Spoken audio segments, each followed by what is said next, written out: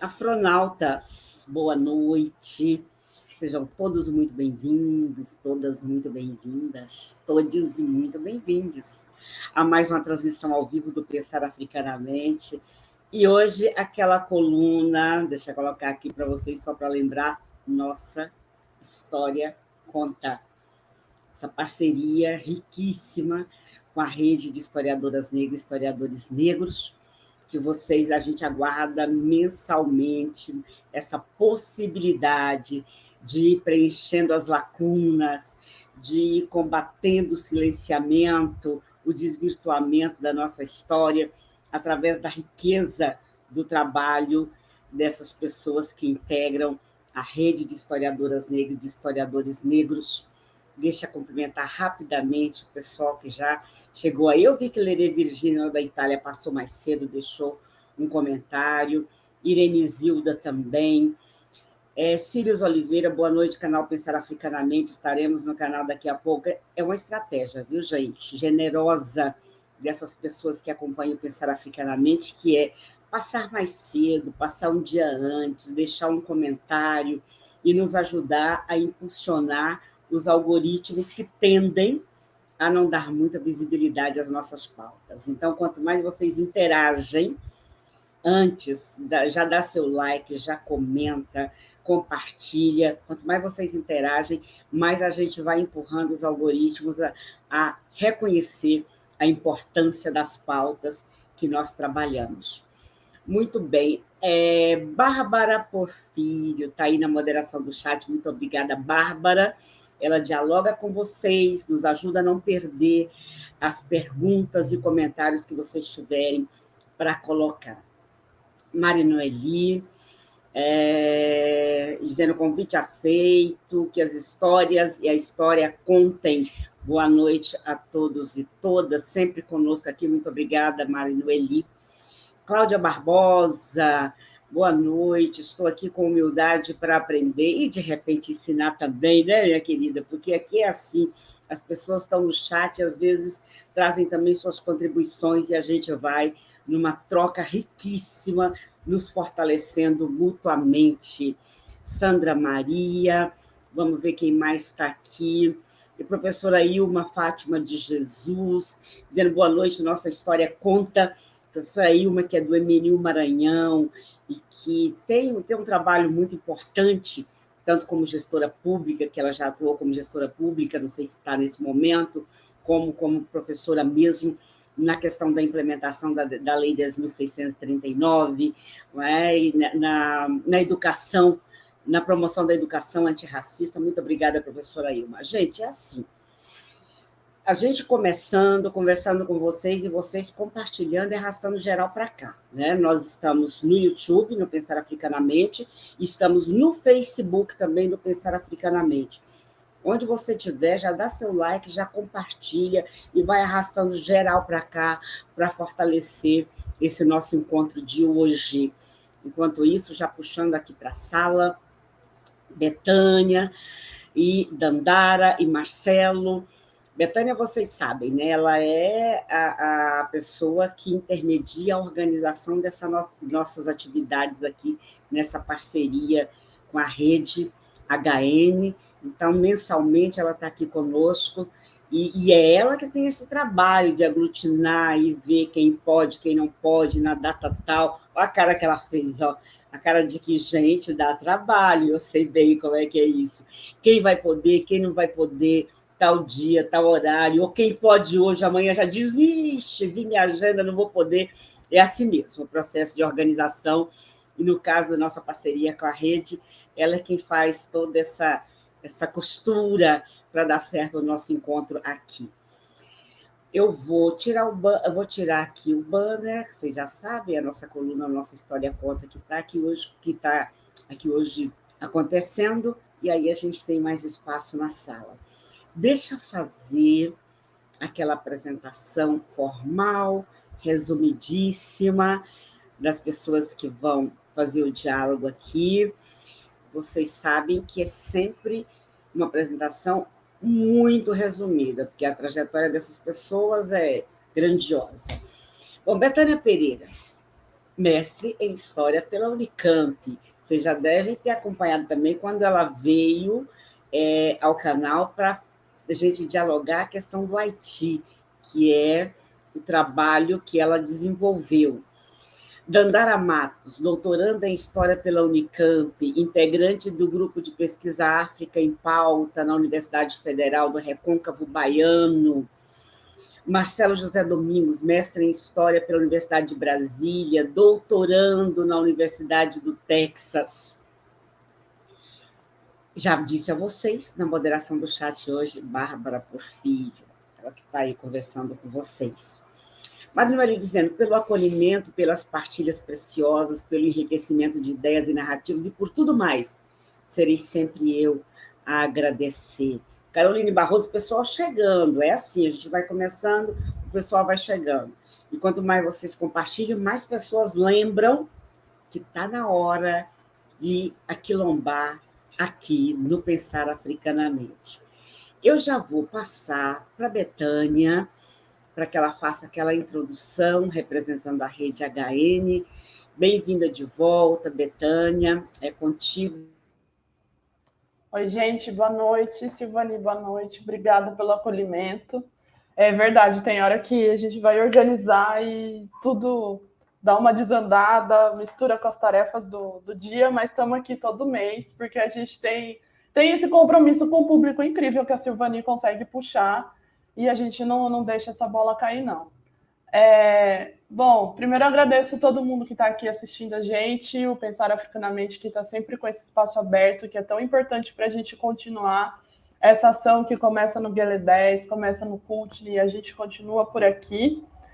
A Silvani já falou um pouquinho, né? A gente está aqui todo mês, alguns meses a gente consegue fazer 2 vezes, para todo mundo poder conversar, dialogar direitinho com os convidados e as convidadas. E hoje estamos aqui acompanhadas por 2 pessoas incríveis que pesquisam países africanos, Dandara trazendo experiências de São Tomé e Príncipe, Marcelo com Argélia. Eu acho muito legal quando a gente pode ouvir pessoas do Brasil e que não pesquisam o Brasil também, porque acho que essas experiências não só expandem, né, o que a gente conhece da população negra na diáspora não, na África, mas também fornece para a gente ferramentas diferentes para a gente pensar também o que está acontecendo com a gente, para onde ir, o que fazer. Acho bastante importante que a gente possa ouvir pesquisadores como Dandara e Marcelo. Então é isso, gente. Gente, como Betânia lhes disse, né? Isso aqui é a extensão de uma parceria maior. Então, a gente vai compartilhar com vocês aí também, na medida que o pessoal for falando, o link onde está o texto, o artigo no portal Gueledé e o vídeo que está no Cultne, que ajuda a estabelecer uma relação de como levar esses temas para a sala de aula, como fazer o link com a 10.639. Então, é assim, aqui é um pedacinho. Aí, como eu sei que vocês ficam curiosas, querendo saber mais, o artigo no portal Gueledé, o vídeo na plataforma Cultne.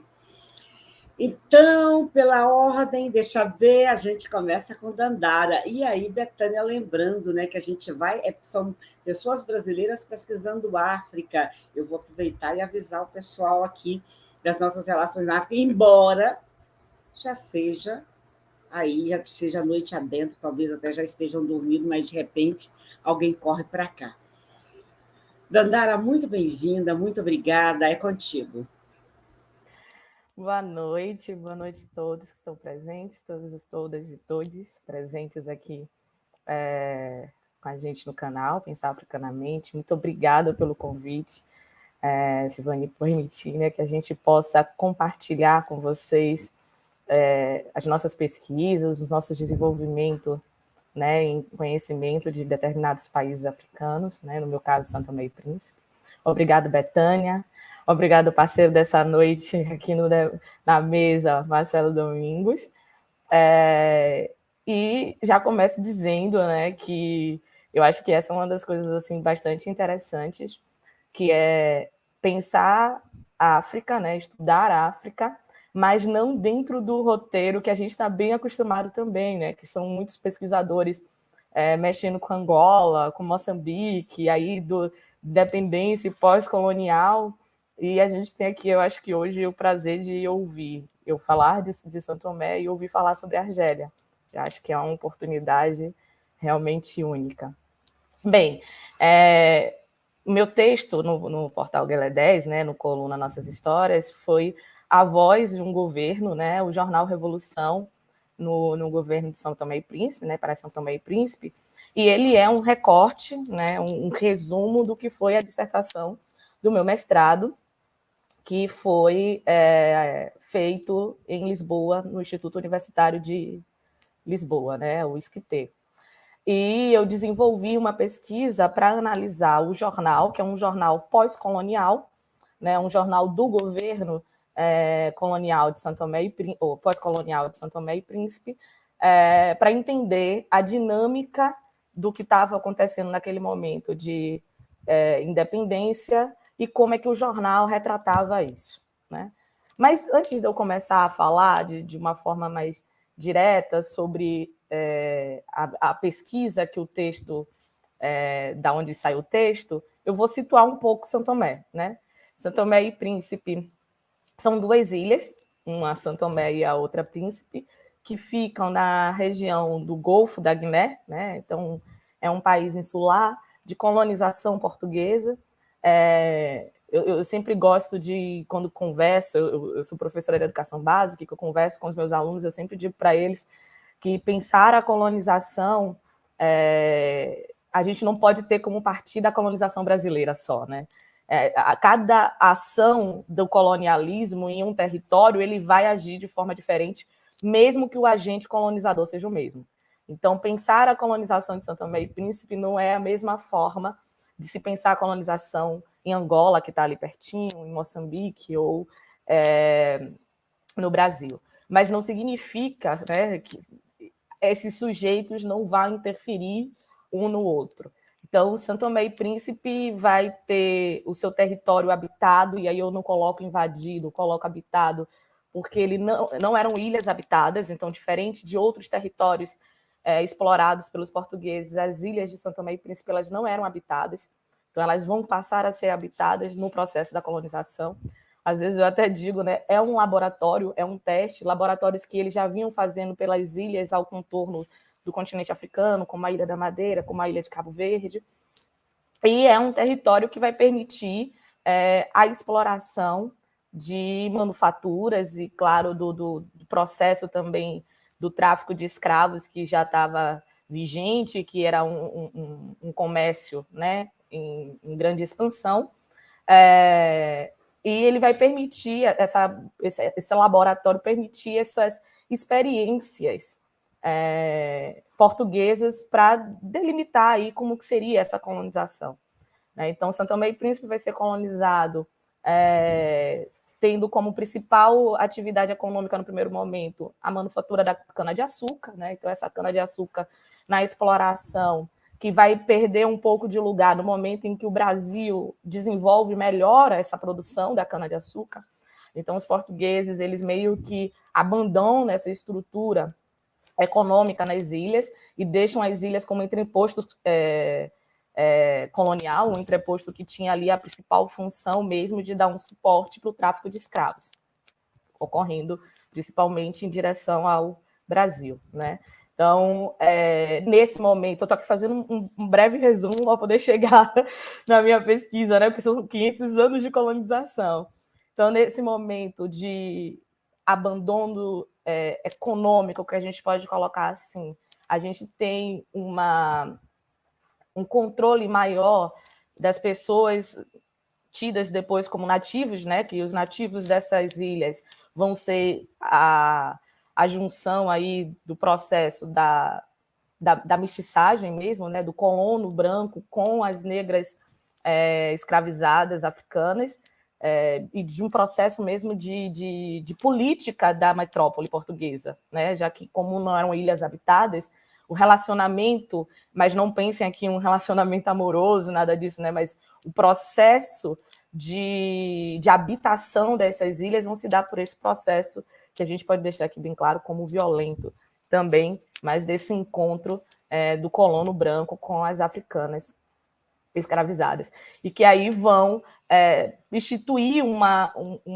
nativos nas ilhas, e a partir desse momento uma determinada elite também, porque eles vão ser filhos desses colonos, e no momento em que muitos abandonam esse processo, eles passam, isso, claro, né, se tem uma passagem de tempo longa, mas eles passam a controlar administrativamente esses territórios e tocarem a vida, e tocarem o processo nas terras, nas estruturas que se tinham, né, dos engenhos, que lá a gente vai conhecer como roças e tudo mais.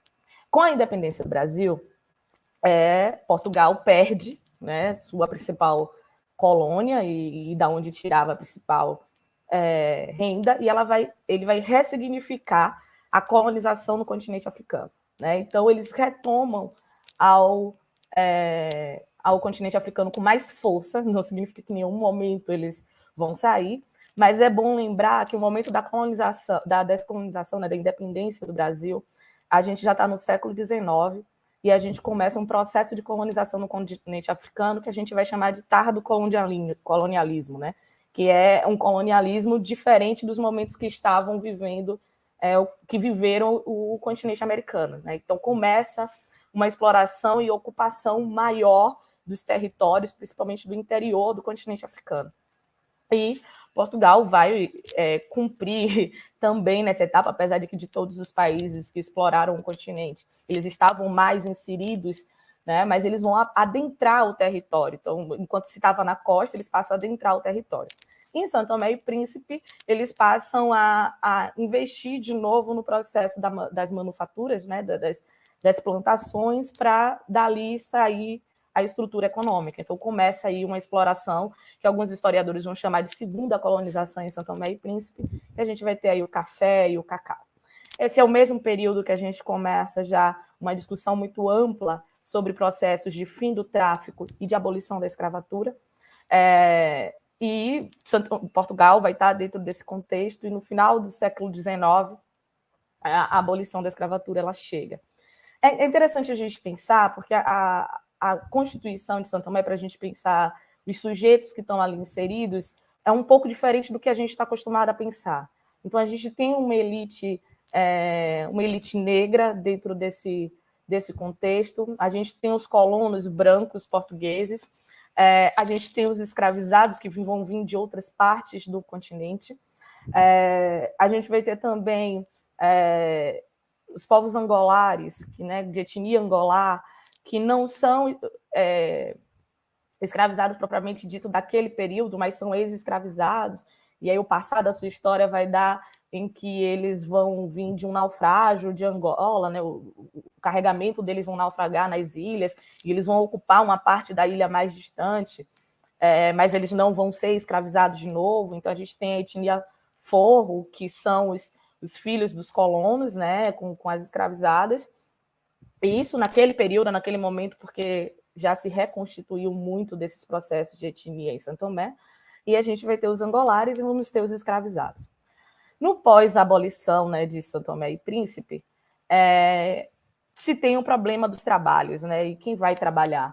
E aí, principalmente, os angolares se recusavam ao trabalho que eles encaravam como um trabalho que seria um retorno à escravidão. Pense que o senhor deixa de ser senhor e passa a ser patrão, e eles dizem logo, isso não tem muita diferença, não vai fazer muita diferença.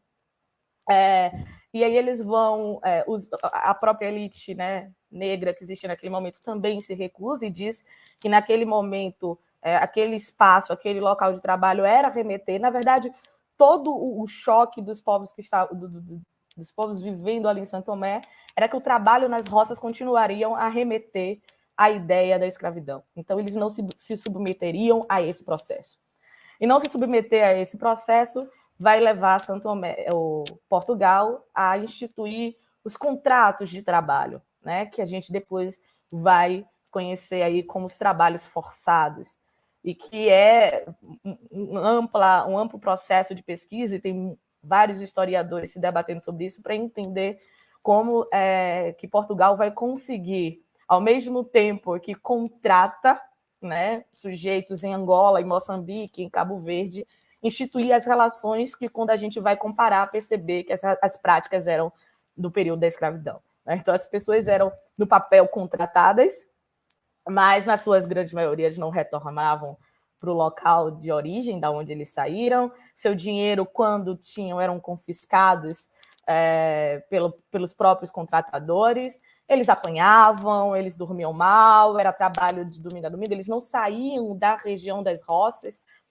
que é onde tinham as plantações. Então, Portugal vai ser, durante o século XX inteiro, denunciado pelo que o trabalho forçado ser uma reprodução da escravidão, né? E mesmo que eles negassem, mesmo que eles apresentassem as estruturas. Bem, isso tudo é uma trajetória para vocês entenderem esse processo, porque pensar o momento que eu estudo, que é o pós-independência, a gente precisa entender como se chega à independência. Né? Então, sobre a independência do continente africano, eu imagino que todo mundo já tem aí uma lembrança, né, um pouco maior de que é o momento mais do pós-Segunda Guerra Mundial, mas isso não significa, gente, e a gente precisa ter muito cuidado quando a gente fala do continente africano e da história do continente africano, de não atrelar a história do continente europeu.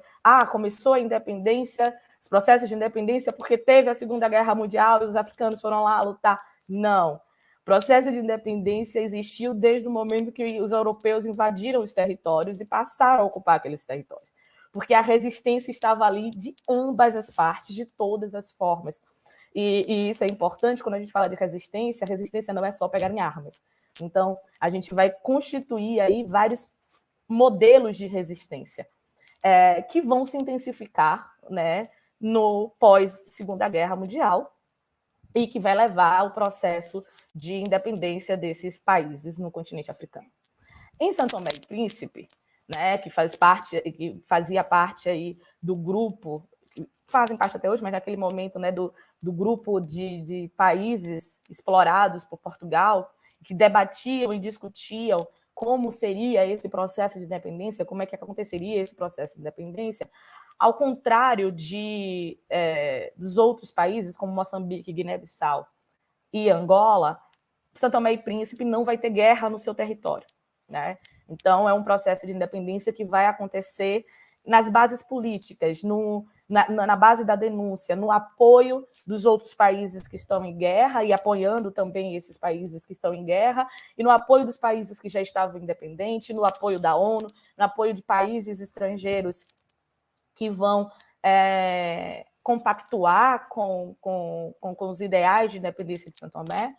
Há aí uma briga e uma discussão política e histórica também de que, na verdade, São Tomé não faz o seu processo de independência, ponga no processo de independência dos outros países.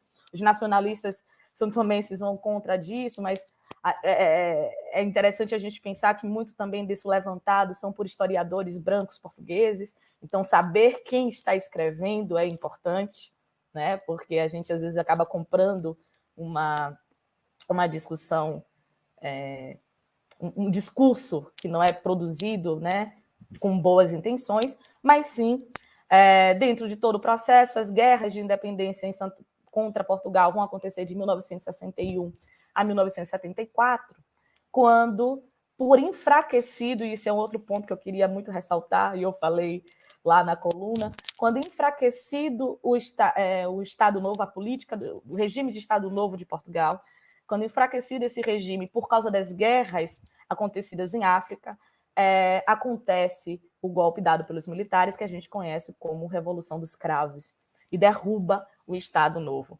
É interessante a gente pensar que não são os portugueses que derrubam o Estado Novo, o regime de Estado Novo de Salazar. Quem derruba esse regime são os africanos, que vão enfraquecer eles na guerra. Tá?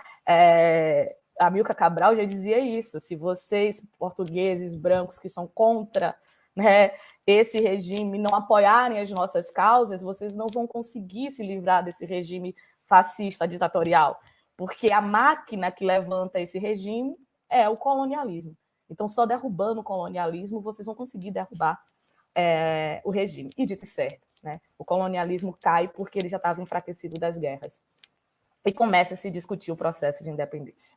Bem, a independência de São Tomé e Príncipe chega assinada de forma formal, depois de um governo de transição, de todo esse processo, em 12 de julho de 1975. Estou com o tempo apertado, mas aqui é o meu ponto de pesquisa. É a partir daqui que eu começo a desenvolver a minha pesquisa, que é esse 12 de julho de 1975, quando Portugal não tem mais ingerência, não faz mais nada em São Tomé e Príncipe, e o governo passa a ser de santomenses para santomenses. E aí, primeira pergunta, que regime é esse, que governo é esse que vai ser instaurado? Então, primeira coisa que vai acontecer é que o movimento de libertação de São Tomé e Príncipe, responsável pelas lutas de independência, é quem vão assumir o poder. E vão assumir o poder e vão instituir o regime de partido único, que vai acontecer na maioria dos países do continente africano, que é uma ditadura.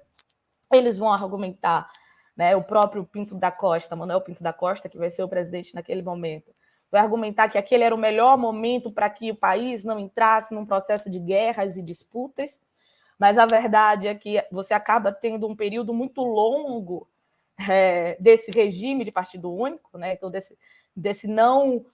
dessa não possibilidade de outras ideias, de outras convergências, e isso é o que vai dar também depois a sérios problemas políticos nas ilhas. O regime em São Tomé não vai se instituir como um regime socialista, apesar de que toda a postura, o pensamento e o agir vai ser de um regime socialista. Lembrando que a gente está no meio de uma Guerra Fria, então o mundo está dividido entre o comunismo e o capitalismo, e os apoiadores do novo governo de São Tomé vão ser aí a União Soviética, a China, Cuba, a República Democrática Alemã, entre outros países, né? Do lado que a gente poderia dizer, do outro lado da Guerra Fria, a gente vai ter só Portugal e a França nesse processo de relacionamento. Então, todos os outros países que davam força ao desenvolvimento de São Tomé nesse processo de independência estavam no socialismo. E as suas posturas estavam lá. Mas que jornal é esse que eu estudo? O Jornal Revolução, ele é um jornal institucional e ele vai ser o único jornal a circular pelas ilhas. Então, eu não posso dizer aqui para vocês com toda certeza, isso eu não consegui com a minha pesquisa, dizer o alcance desse jornal, né? Mas a gente já consegue ter uma média de que a leitura desse jornal era feita por uma determinada elite ou por uma determinada classe média, já que a taxa de analfabetismo era muito alta na ilha e que vai ser uma das pautas e um dos movimentos desse governo para tentar sanar este problema, né? Inclusive com uma grande parceria do Paulo Freire, que vai ser responsável aí, por apoiar esse processo de alfabetização em São Tomé. Mas aí eu já consigo restringir o público, né? Depois disso, ele era um jornal pago, então eu não sei quantas pessoas tinham condições de comprar e nem quem tinha uma assinatura, então essas informações vão ficar em lacunas aqui para vocês, mas eu estudei o discurso do jornal. Então, como eu não tinha como saber o alcance que aqui provocava nas pessoas, eu estudei qual era o discurso reproduzido no jornal. E aí o jornal, eu estudo ele de 1975 a 1979, que são os 5 primeiros anos do governo, e nos primeiros anos o jornal vai demonstrar a euforia daquele momento, né? Que é o momento em que se torna independente e vamos aí construir a nossa história e vamos construir o nosso processo. E isso vai reproduzindo. Então, o que é que o jornal vai começar a dizer? Ele vai dizer como e qual é o seu papel nesse processo de construção da história, quais são as suas posturas, qual é a ideia do homem novo que precisa se construir. E o homem novo ele vai aparecer em vários países africanos que são, nesse momento, né, das independências, que é o reconstituir, nesse caso aqui o homem é de uma forma mais geral, reconstituir você, sujeito nessa história, e de se fazer uma nação forte, né? Então, esse homem novo santomense não poderia ter vícios. Então, muitos textos são escritos contra os vícios, contra o álcool, contra o tabagismo, contra a sexualidade. Esse homem não poderia ter práticas religiosas que fosse contra a nação ou que fizesse enganação da população. E essas práticas religiosas eram tidas como curandeiros, feiticeiros e tal, o que já faz a gente pensar o quanto a mente ainda estava extremamente colonizada, né? Nós vamos ter curandeiros e ditos feiticeiros perseguidos em Santo Tomé, presos por suas práticas serem entendidas como enganação da população. Uma das coisas importantes, não questionar os seus líderes, mesmo que isso estivesse lá nas entrelinhas, mas como era isso? Se você questiona e não trabalha, significa que você não está fazendo nada para ajudar no desenvolvimento da nação. Então, ao desenvolver da minha pesquisa, e cada vez que eu ia além do jornal, eu ia percebendo como o jornal tinha mesmo a função de retratar uma voz de um governo que, independente dos ideais ou não, era um governo ditatorial. E que, no momento em que ele começa a ser questionado, ele vai começar a engrossar o discurso. E quais são os momentos que ele começa a ser questionado? Exatamente no momento em que a política econômica não começa a funcionar. Então, as pessoas começam a ver que o desenvolvimento econômico nas ilhas não estava acontecendo. Qual é o argumento do governo através do jornal? Vocês não estão tendo paciência. E para isso acontecer, do desenvolver o econômico, eu preciso que você trabalhe, eu preciso que você pare de pensar em outras coisas, pare de ouvir o inimigo e passe a trabalhar para a nação. Eu preciso que quem tenha salário doe metade do seu salário para o desenvolvimento da sua nação. Eu preciso que quem trabalha em outras coisas doe um dia do seu trabalho nas roças. Mas qual era o problema? Vocês perceberam que eu no início, fiz uma trajetória bem rápida sobre a questão da recusa do trabalho nas roças. E aí, isso foi uma pauta muito grande no processo de independência. Nós não vamos trabalhar nas roças, nós não vamos trabalhar para os brancos. Quando sai a independência, como quebrar isso? Esse é o maior dilema que o governo vai encontrar. Como fazer agora tudo aquilo que eu discursei, né, e disse que não era momento, que a gente não podia estar ali naquele trabalho, fazer com que as pessoas queiram voltar para lá. E o jornal vai fazer textos em cima disso, né? Então, qual é o discurso? Agora a terra é nossa. Esse é o primeiro discurso que ele coloca. Não é do branco, a gente não está trabalhando para o branco, a gente vai trabalhar para o nosso desenvolvimento. Não vai colar. E aí depois eles vão vir e vão dizer, olha, mesmo que você não queira esse desenvolvimento, trabalhar na terra não é um trabalho indigno. Agora a gente precisa desenvolver a nação e está ali o nosso principal desenvolvimento. Só que vai chegar 1978, vai passar 3 anos, e a crise econômica vai estar muito alastrada nas ilhas. Eles vão provar, os governos, que não tinham conhecimento nenhum sobre como gerir as empresas agrícolas que foram estatizadas, né, as roças como elas foram estatizadas. E aí o jornal começa a reproduzir um pouco mais de violência. Aí a gente já começa a ter palavras. O que antes a gente tinha, eu cheguei a contabilizar algumas palavras, por exemplo, aparecia muito as palavras povo, sacrifício, ligadas uma a outra. O povo precisa fazer um sacrifício. Sem um sacrifício dos professores, a gente não consegue resolver o problema da alfabetização. Sem um sacrifício do povo, a gente não consegue resolver o problema econômico. Sem um sacrifício das famílias, a gente não resolve os problemas sociais. Então, era sempre ligada a palavra sacrifício, mas a partir de 1978, uma palavra vai aparecer mais. A palavra traidores. Traidor, traidores, que é quando o povo começa a questionar mesmo o governo. E isso é interessante quando a gente analisa o discurso de um documento, principalmente de um documento de jornal, porque mesmo que a gente não consiga ver o alcance, como eu disse para vocês, eu consigo perceber a trajetória dos conflitos internos nas ilhas. Porque como é que está o discurso, e no momento que ele vai avançando, né, que ele começa a instituir que sua própria população pode ser traidora da pátria, traidora porque está indo contra, a gente começa a perceber que as tensões nas ilhas estavam realmente gritantes. E aí a gente começa a ter mais edições dedicadas a exibições de possíveis traições, exílios, discussões sobre exílios, prisões de pessoas, né, que iam contrário, e cada vez mais o governo se aproximando de países com o regime socialista, o que fazia com que eles discursassem, por exemplo, de que existia a iminência de uma invasão capitalista, né, uma invasão vindo dos Estados Unidos e de países apoiadores dos Estados Unidos, e isso era usado como justificativa, por exemplo, para ter militares cubanos dentro das ilhas, e essas tensões vão passando no jornal, até que onde eu encerro a minha pesquisa em 1979, acontece um recenseamento, e esse grande recenseamento passa a fazer com que as pessoas tenham medo.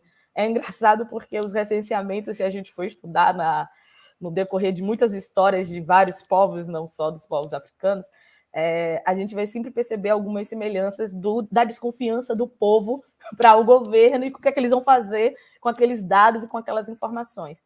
E esses recenseamentos, os santomenses vão começar a entender que existia ali uma possibilidade de controle do governo, de uma tentativa maior de manter isso muito mais fechado, e eles vão recusar, vão fazer campanhas, eles vão às ruas contra os recenseamentos, né? Mesmo que o governo tentasse mostrar ali que o recenseamento era necessário para o desenvolvimento também político das ilhas. E aí é nesse momento que a gente vai perceber aí o jornal, mais uma vez, tentando apoiar o governo, tentando levar o discurso do governo, para que as populações não tivessem desconfiança naquele momento, mas é nesse 1979 que o governo precisa dar um diferencial no seu desenvolvimento e começa-se planos a pensar o desenvolvimento político, econômico, social, educacional, saúde nas ilhas. Então, vai ter um grande plano de 1979 para 1980. Minha pesquisa parou exatamente aí, porque aí a gente pode dizer que existe uma segunda parte dessa primeira República Santomense, né? E eu me debrucei em tentar entender essa primeira parte, de como é que a gente vai da euforia à decepção, como é que eles vão, né, na verdade, da euforia por estar independente à decepção, aos discursos que, por exemplo, eu percebia que existia nas ilhas quando o jornal dizia, era contra diretamente os portugueses. Então, não era bom o período português, então eles faziam uma revisitação da história para mostrar o quanto os portugueses não eram violentos, enquanto a colonização foi violenta, o que demonstra aí que havia pessoas já pensando se a independência tinha sido mesmo uma boa coisa, né? Se não teria sido melhor continuar no desenvolvimento econômico, no colonialismo de Portugal, e a gente vai vendo isso. Uma outra coisa só... para falar de educação, antes de eu encerrar, eles vão começar a receber apoio de professores portugueses, porque na hora que acaba a colonização, esses professores vão embora e não tem professores suficientes nas ilhas. E aí, da mesma forma que se tinha um problema com o trabalho, como agora convencer a população a ir trabalhar nas ilhas, a gente tinha um outro problema, como convencer os jovens de que eles seriam ensinados por professores portugueses. E não vai ser nada fácil, e começa a ter vários atos hostis contra esses professores. Então, se numa edição se tinha eles falando quanto o colonialismo tinha sido nocivo e quanto os portugueses tinham sido nocivos para as ilhas e para o continente africano, numa edição seguinte, eles chamaram esses estudantes de antipatriotas por estarem hostilizando os professores que estavam lá. Então, vocês percebam, né, a contradição que viveu nesses primeiros anos de pós-independência em São Tomé e Príncipe. Eu acho que já estou bem no estourado do horário, eu vou parar por aqui, porque senão eu continuo falando, mas eu acho que a gente pode discutir muito mais no debate se o que eu falei não ficou tão escuro, se tiver mais dúvidas, e aí a gente pode alongar um pouco mais sobre isso. Obrigada, boa noite. Nossa, a gente fica te ouvindo, eu confesso que não estava nem observando o tempo, como é denso, como é estruturado, e você traz algumas questões que a gente fica pensando assim, algumas questões em comum conosco, e não é mera coincidência, né? Não é mera coincidência. Olha só, depois que nós começamos, chegou bastante gente aí, não tem problema, vocês sabem que a parte que vocês perderam, vocês assistem depois, porque fica à disposição. A Patrícia Mello está aí conosco, o Jorge Alberto Tavares Dão Negro, de Sergipe também, o Emílio Ribeiro chegou aí, boa noite, afronautas lindas, saudações cheias de afeto, diretamente do Pará. Mais uma Nossa História Conta, recheada de aprendizados, com colegas maravilhosos e suas pesquisas potentes. A Patrícia Mello dizendo que trabalho denso esse da Dandara. O Rick chegando aí para nos acompanhar também, ele que está no Piauí, dizendo que nessa investida, nesse momento do inominável de tentar reverter votos no Nordeste, né? Então vai estar no Piauí, no sábado, ele dizendo aqui, ele não se cria. É isso, o Nordeste continue nos salvando deste destino cruel que as outras regiões do país insistem em tentar nos colocar, né? Ou tentar nos manter. Fátima Souza dizendo uma história de se contar, cheia de dores, de resistência, e de conquistas e de vitórias também, né, Fátima? Isabel também. Mas nós já vamos passar, então, para o Marcelo. Vocês sabem, se vocês tiverem perguntas, vocês podem já ir colocando aí que Bárbara está atenta e nos passa aqui para que nós não percamos. Marcelo, bem-vindo, muito obrigada, é contigo. Velho, desculpa, eu tenho um mau hábito de usar muitas gírias quando eu falo, então, por favor, esqueça que eu sou um doutorando. Eu vou começar falando assim, velho, é complicado. Eu estava lembrando de uma certa colega que tinha um certo receio de falar em lives, aí eu vou falar para ela, além dela ter saído belíssimamente bem, eu vou falar para ela o seguinte, o medo que eu tenho normalmente, Dandara, é vir depois. Eu sou músico, sabe? Então, o primeiro show, quando arrebenta, a outra banda tem que tocar alto. O seu trabalho é lindo, cara. Lindo, lindo, lindo, lindo, lindo. Eu percebi várias conexões com o trabalho que eu estou fazendo e separei algumas perguntas, tá? Mas me fascinou. Eu sou fascinado pela análise do discurso. Quando eu for falar um pouco do meu trabalho, com certeza você vai ver as coisas que eu estava aqui bolado. E eu adorei viajar junto com você para essas duas regiões. É uma coisa assim que eu acho mais maravilhoso. Uma das coisas mais maravilhosas na história é justamente isso, a gente poder viajar junto com as interpretações. Bacana demais esse trabalho, bacana demais. Bem, deixa eu marcar meu tempo aqui. Eu acredito que uns 20 minutos que eu devo ter, Silvaninho, seria mais ou menos isso? É uns 20 minutos que eu tenho, mais ou menos, só para eu ficar marcando aqui. Isso, tá, cerca de 20 minutos, se passar um pouquinho não tem problema, que como vocês estão em 2 pessoas hoje, é mais tranquilo. Certo. Tá, olha só. Vamos lá. O meu texto que eu apresentei no Nossas Histórias foi sobre o que aconteceu em Argel. Mas para falar o que aconteceu em Argel, eu acho que fazer que nem o Dandara, eu tenho que fazer uma breve introdução sobre o meu trabalho, meio que para explicar como é que eu cheguei nessa história. Eu estou terminando meu doutorado, aliás, cá entre nós, eu terminei meu manuscrito, meu doutorado ontem. Eu devo defender daqui umas 3 semanas, estou apavorado aqui. O meu doutorado é uma investigação que eu fiz, que a gente chama em inglês investigation, parece que é coisa de polícia, mas na verdade é uma investigação histórica que eu fiz no ativismo negro aqui no Distrito Federal entre os anos 1978 e 1988. Só que inicialmente eu comecei a trabalhar com a primeira base de dados que eu comecei a trabalhar foram os documentos produzidos pela ditadura de vigilância sobre esses grupos. Né? Então, eu trabalhei com muita documentação secreta e confidencial. Depois, eu trabalhei com as narrativas dos ativistas, né? Meio que buscando rever essas narrativas, recuperar muito entre aspas essas narrativas.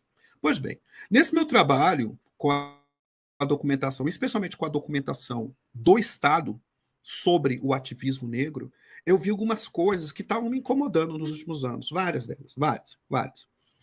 E uma delas, duas, na verdade, dois pontos eram bem incômodos. Um era que havia uma insistência no discurso, do discurso da inteligência no Brasil sobre o ativismo negro, sobre a capacidade, e esse é o termo mesmo, segundo o Estado brasileiro, o ativismo negro, o negro brasileiro era incapaz de pensar por ele mesmo uma pauta política, a não ser que ele fosse influenciado por grupos de esquerda ou por grupos externos ao Brasil. Esse era um ponto. E um outro ponto, eu percebi uma insistente paranoia do Estado nos documentos dos anos 70 sobre o ativismo negro e sobre e também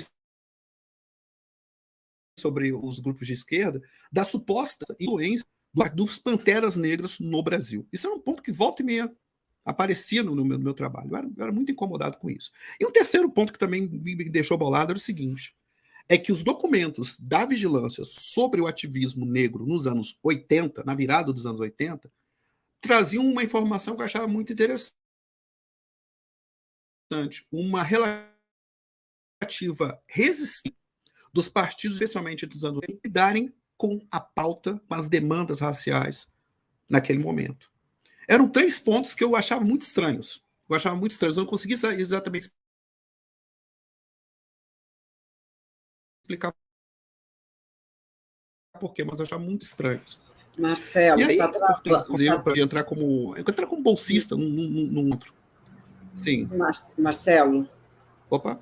tá travando um pouquinho. Eu acho que Sim. se você fechar a sua câmera, acho que a gente vai ter um tráfego melhor de informações e para de travar. Vamos ver? Tá bom. Estão me ouvindo? Estão não? Ouvindo bem, acho que não vai travar, não. Vamos lá. Mas essa foto minha ninguém merece, né? Tá ótima. Vamos lá, então. Se é falta de divulgação, é para enganar os patrocinadores.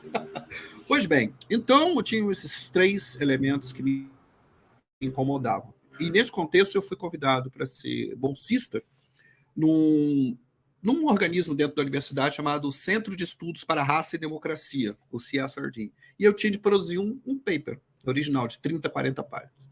E aí eu tinha uma notícia nas mãos, que é aí onde começou a minha pesquisa. Né? Porque vocês chamaram a atenção, olha, a gente está falando de países africanos, eu achei bacana. E a minha pesquisa ela fala de países africanos, mas na verdade fala de África, Estados Unidos e Brasil. Né? Fala especialmente da Argélia, fala especialmente dos Estados Unidos e também do Brasil em diversos momentos. Que é essa investigação. Qual foi o evento? Ocorreu um evento no Brasil nos anos 70 que foi o seguinte: as esquerdas, a guerrilha urbana no Brasil, sequestrou um embaixador alemão e negociou a vida desse embaixador pela troca da vida de 40 prisioneiros. E esses prisioneiros foram enviados para a Argélia. Né? E quando eles chegam lá, eles foram recebidos por uma delegação de revolucionários de todo o mundo. Por quê? Porque a Argélia, naquele momento, ela tinha acabado de passar pelo seu processo de independência em 1962 e estava como uma liderança, vamos chamar assim, uma liderança meio que natural, estava se conduzindo a ser uma liderança dentro dos países não alinhados. E indiretamente tornou-se uma expressão que eu acho muito bacana em inglês, chama safe haven, como se fosse um céu seguro, né? Um porto seguro para os revolucionários de todo mundo, especialmente para os revolucionários da África Negra. Né? Então, quando os exilados brasileiros chegam lá em 1970, é uma delegação que está a nata da guerrilha urbana e rural do mundo todo. Você vai ter gente de vários países africanos que estão em processo, no meio de seus processos revolucionários, você vai ter contatos de vários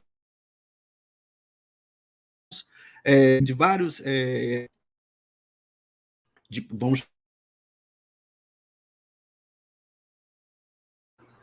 Travou de novo. Você está ouvindo a gente, Marcelo? E que interessante, né? Que é Marcelo, você está ouvindo a gente? Estou sim. Tá. Tinha dado uma travadinha. A gente estava aqui embevecida. Você estava falando aí dessa nata dos revolucionários que acabavam buscando refúgio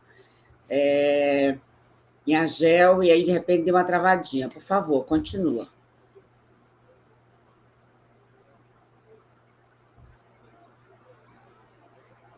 Tá.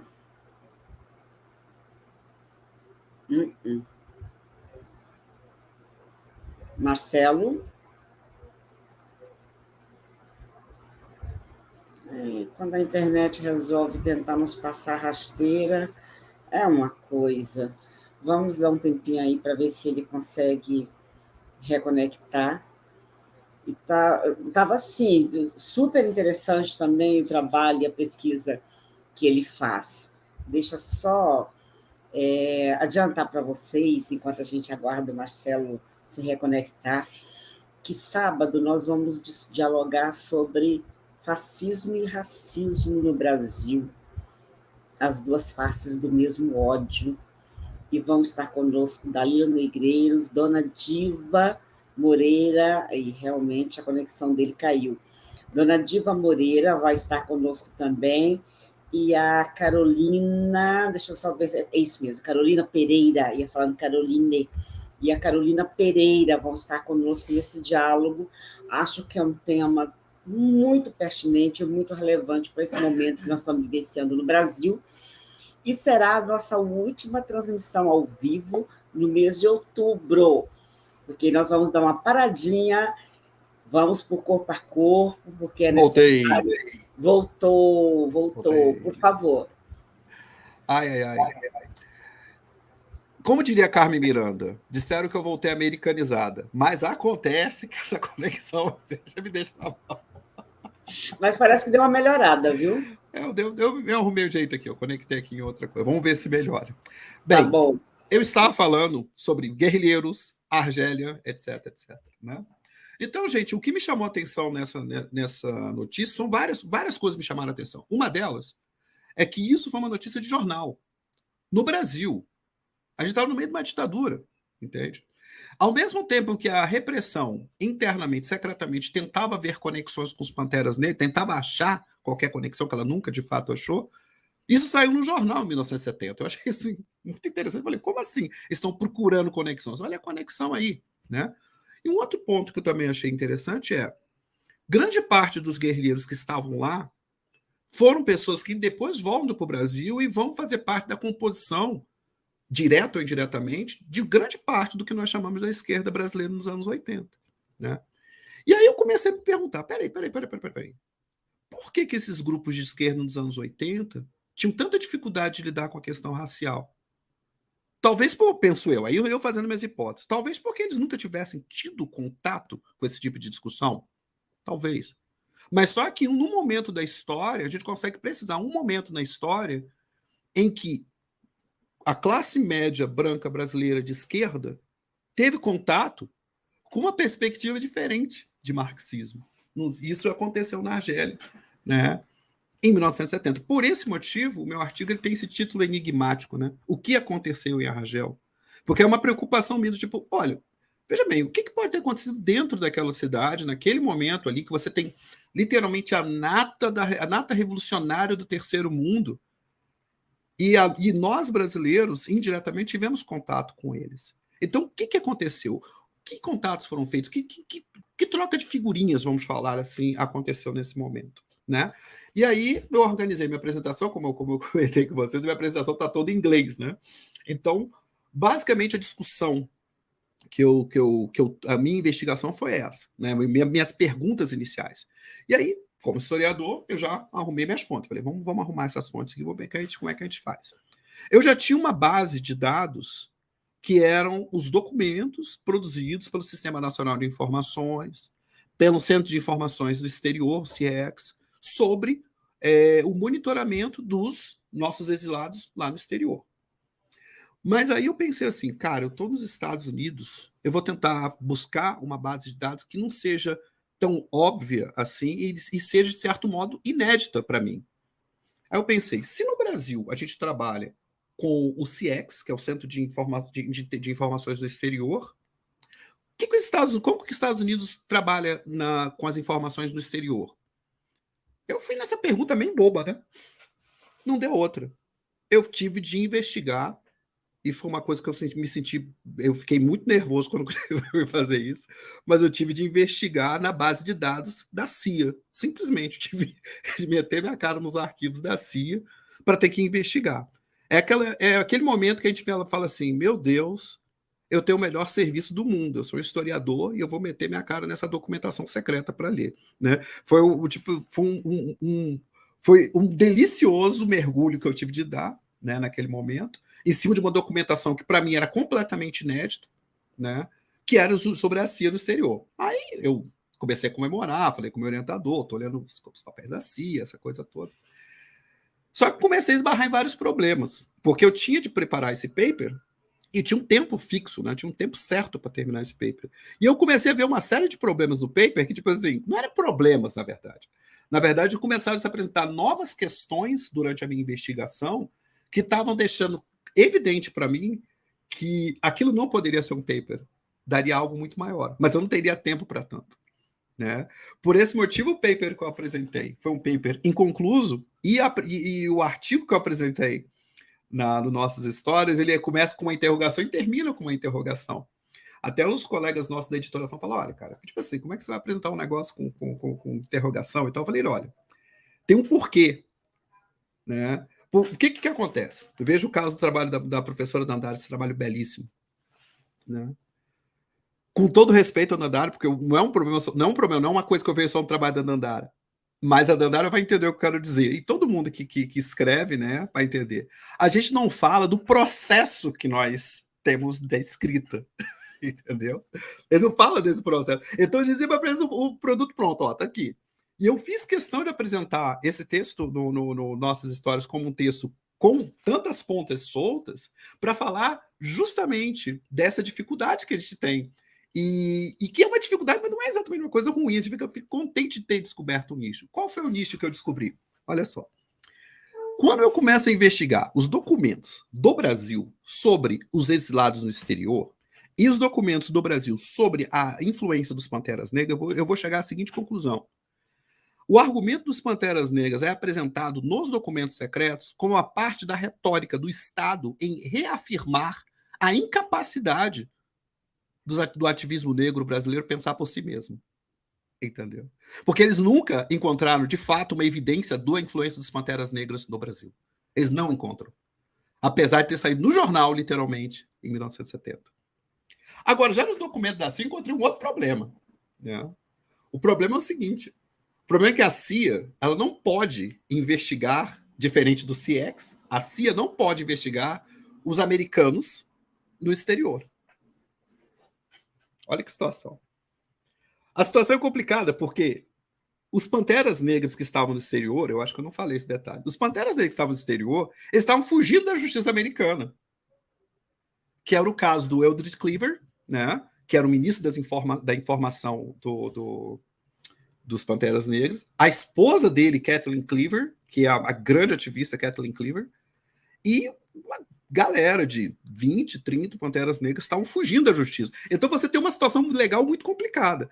Eles são fugitivos da justiça, mas são cidadãos americanos. Então, tecnicamente falando, eu acho que vocês estão me acompanhando, tecnicamente falando, não tem informação sobre eles. Certo? Errado. Tinha. Aí no meio da minha investigação, a minha investigação deu uma virada. Eu só encontrava na CIA os papéis falando de uma certa comissão Rockefeller, que foi uma comissão no Senado americano que foi investigar os abusos da CIA. E quais eram os abusos da CIA? O monitoramento dos Panteras Negras no exterior. Eu falei, pronto, acabou meu trabalho. Como é que eu termino isso? Né? Simplesmente, eu comecei fazendo um trabalho sobre tentando investigar, né, as motivações e as discussões, as tensões internas nas esquerdas brasileiras sobre a discussão de raça, essa que era a minha intenção, e no dado momento eu me vi no meio de uma trama, literalmente uma trama internacional ala 007, porque você vai ver dentro dessa comissão, vai ter uma denúncia de um jornalista, esse jornalista vai denunciar que os Panteras Negras estavam sendo monitorados na Argélia, havia uma infiltração dentro deles, haviam agentes da CIA negros dentro da representação dos Panteras Negras, né? E essa documentação, supostamente, ela foi destruída. E aí, gente, por esse motivo, essa história do que aconteceu na Argélia ficou mais complicada ainda. Porque, de fato, não houveram contatos, certo? O contato foi testemunhado, ele foi noticiado, né? Depois que eu fiz uma consulta específica com um especialista em Argélia na Universidade do Texas, o professor Brower, aí ele falou, olha, Marcelo, é muito difícil deles estarem na mesma cidade e não terem sentado para bater um papo. É difícil. Se eles foram recepcionados, né? E aí me interessa muito o que aconteceu lá. Agora, um outro ponto que passa batido, que alguns de vocês devem estar se perguntando. Por que os Panteras Negras poderiam... Em que os Panteras Negras poderiam influenciar a percepção das esquerdas brasileiras sobre a questão racial? Alguns podem estar se perguntando nisso. Olha que coisa interessante. Fora dos círculos acadêmicos, no Brasil, quando a gente fala dos Panteras Negras, a gente esquece uma parte fundamental do nome. Os Panteras Negras são Black Panthers Party. Os Panteras Negras são um partido político. É uma coisa que passa batido por muita gente do Brasil, muito ativista, por exemplo. Eu entrevistei alguns ativistas, e muitos ativistas, por exemplo, não se atentavam para esse pequeno detalhe. E não é um pequeno detalhe, é um imenso detalhe. Por quê? O Black Panthers Party é um partido negro, marxista-leninista. Só de falar isso para muita gente no Brasil, né, fala, como assim? É, exatamente isso. Enquanto a esquerda brasileira hesita em discutir raça nos começos dos anos 80, os African Americans, os afro-americanos, como assim dizer, eles já discutem essa ideia de raça ligada na discussão de classe há pelo menos 120, 150 anos. Tanto é que o Black Panthers Party não é o primeiro grupo de negros que vai discutir socialismo e negritude. Aí, na minha apresentação, por exemplo, eu destaquei 2 livros, depois eu posso passar para vocês, são super interessantes nesse sentido, né? Por exemplo, tem um livro, depois eu passo essa bibliografia para vocês, né, no caso. Tem um livro, por exemplo, do Cedric Robbins, chamado Freedom Dreams, Sonhos da Liberdade, eu não tenho certeza se ele foi traduzido para o português, que vai falar, ele vai fazer uma recapitalização, um recap, como a gente fala em inglês, do que a gente chama de Black Radical Thought, literalmente o pensamento radical negro norte-americano. Ele vai lá desde 1880 e vai mapear esse pensamento, né? E você vai ver essa discussão das ideias do marxismo vindo junto aí. E você vai ter um outro livro super interessante dos anos 80, que é extremamente, eu acho uns livros fundamentais para se pensar raça dentro do capitalismo, chamado literalmente Black Marxism, ou traduzindo em português, Marxismo Negro, né? Um livro belíssimo do nosso amigo aqui, do Cedric Robbins, né? Que o outro era o J. Cayley, perdão, falei o nome dele errado.